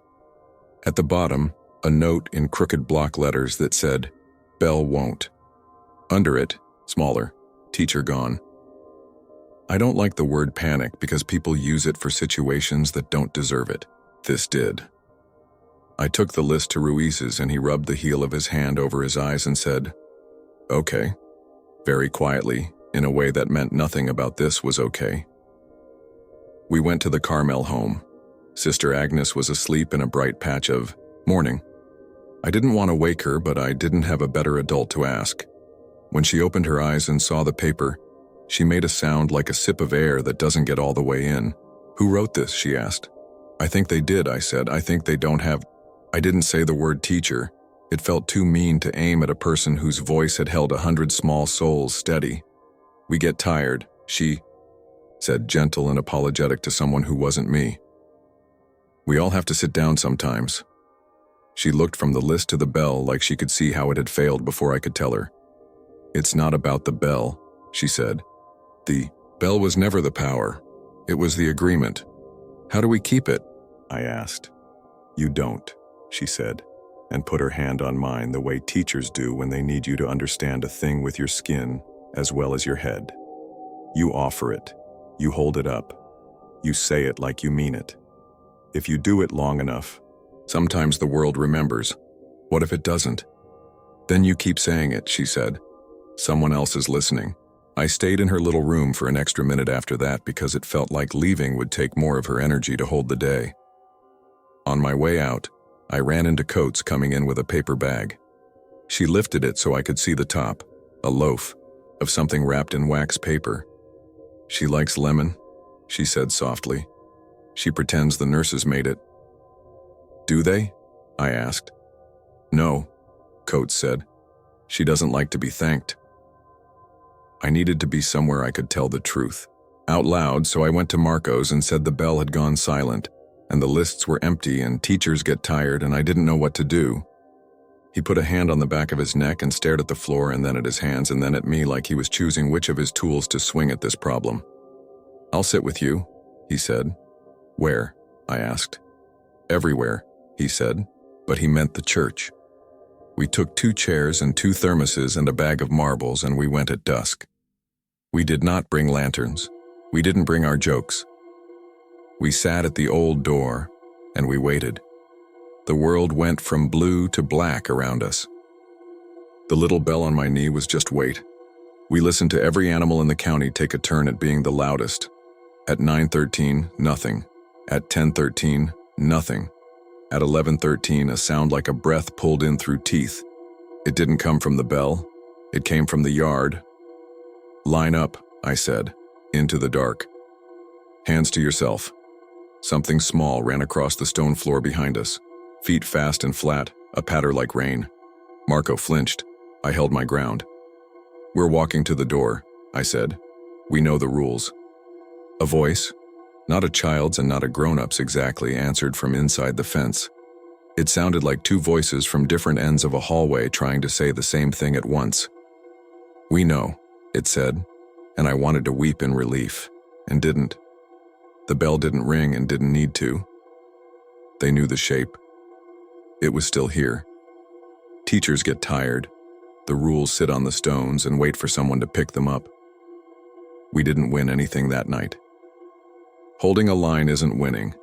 It's just making space where other things can happen that aren't terrible. We sat until the air warmed a little, and the pressure of being watched shifted into the softer pressure of being remembered. We left marbles at the line and left like men leaving a sleeping house, careful on the steps, keys quiet. The lists came back on my doormat, names again, checked and unchecked, an unsteady roll in a hand that changed day to day. Sometimes there were extra boxes with no names. I didn't like those. They felt like seats empty in a classroom where kids had gotten taller, faster than we were ready for. Sometimes the bell didn't ring, and we went anyway. And I said the sentences the way Sister Agnes taught them to me with her eyes. "Line up. Hands to yourself. We're walking to the door." Sometimes nothing answered, and I felt like a fool and went home with cold hands. Sometimes a laugh ran along the low stones like a ribbon, and a marble clicked once and something brushed my sleeve, and the chalk circle darkened and went pale, and I could breathe again. Gabe brought the blue car one afternoon and set it at the line and said out loud, "I am bringing you this," the way good kids hand their homework over, and he backed up with his hands in his pockets like we had told him, and didn't look back until he hit the road. He sleeps, his mother says, better now because he has a thing he can do that feels like doing, which is what most of us want. Marco still draws a hopscotch grid on his sidewalk sometimes without remembering. He says it's his handwriting now. He laughs. He checks the back door of the shop and leaves the light on in the bay because there's always one kid who needs one more pass around the circle before they can go. Ruiz says less than he used to and stands at the gate more. He doesn't shoo teenagers away. He just watches them the way you watch kids get close to water. They feel it. Even the loud ones lower their voices. One girl left her phone at the line and then changed her mind and took it back with a sudden swallow of panic, like she'd almost put her hand on a hot stove. She says she dreamed of a corridor of lockers that night, endless and humming, the light green and flickering. I moved my couch back to where it belongs and put the bell on the shelf by the window and told myself it can watch the street now and I don't have to carry it. It finds its way to the coffee table sometimes. I let it. I don't trap it in drawers anymore. I don't pretend nothing is happening. I'm past that. Every so often I drive by St. Mary's at dusk and see nothing. Just a ruin, just a fence, just a few small headstones that look like lost teeth in tall grass. That's how it should be. If you get spectacle, you get tourists. If you get tourists, you get paint and shouting. They want a show. This isn't a show. It's attendance. It's saying present when the world calls your name. It's a bell you ring 3 times, not because it's magic, but because you promised you would. Last week I dreamed I stood in the doorway of a classroom with the late light making a rectangle on the floor, and for once the room wasn't empty. It was full in that quiet way rooms are when coats are zipped and voices stay soft because a teacher is watching. I couldn't see her. I felt her. The kids looked at me like I was a clock they were checking. I held up the bell and didn't ring. I just stood there and waited for the minute hand to click. I woke up with my hands folded and my mouth saying, "Hands to yourself," like a prayer. If you ever go to St. Mary's, go in daylight. Put the toys at the line. Don't film without thinking about who you're asking to perform. Don't spray your name on their wall. It doesn't belong there. If you hear the laughter from the road at night, keep driving. And if the bell comes to your house the way it came to mine, don't bargain. Don't plead. Just say the rules that kept you alive when you were small. Hold your ground in the doorway until you feel the room let go. Sometimes on the lists that show up on my mat, there's a name I don't know and a box checked in a hand I do. Sometimes, rarely, there's a name I do know and no check. Those nights I put the bell on the table and sit up and wait at 2:13 with the lamp off. I don't call. I don't coax. I leave the door on its latch and my feet on the threshold and say quietly, so quietly I could almost be thinking it, "Line up, hands to yourself, we're walking to the door." When the air changes, when the room relaxes like a child who has finally let go of a game, I count to 10 the way Sister Agnes taught me in a room she may never physically enter again, and I sleep. You want something bigger than that. Some answer that knots everything up. I don't have it. I have a bell I sometimes wish I'd never picked up and a set of sentences that keep finding their way into my mouth when people I love are tired or drunk or angry or sad. Come back to me. Hands to yourself. We are going to the door. I say it to my sister on the phone when she cries about nothing in Houston and says her apartment smells like onions and rainy wool and she misses our mother so much it makes her teeth hurt. I say it to Marco when he stands too long staring at a tire like sleep might come if he waits for it. And I bump his shoulder and tell him to clock out.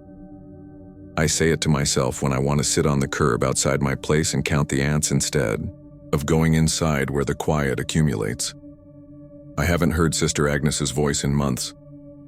I don't ask Coates for updates because I'm afraid. The last time I brought lemon bread, Coates met me at the door and said, "She's sleeping." And I said, "Okay," and left it on a table with 4 other loaves wrapped in wax paper. Teachers gather offerings even after they've set the chalk down. The world owes them so much we can't pay. We work it off in little circles and simple sentences, and the knowledge that there will always be a line we don't cross.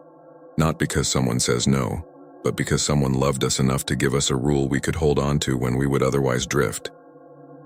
One night I came home late from a job in a building with too much glass and not enough air, and found a marble on my kitchen counter.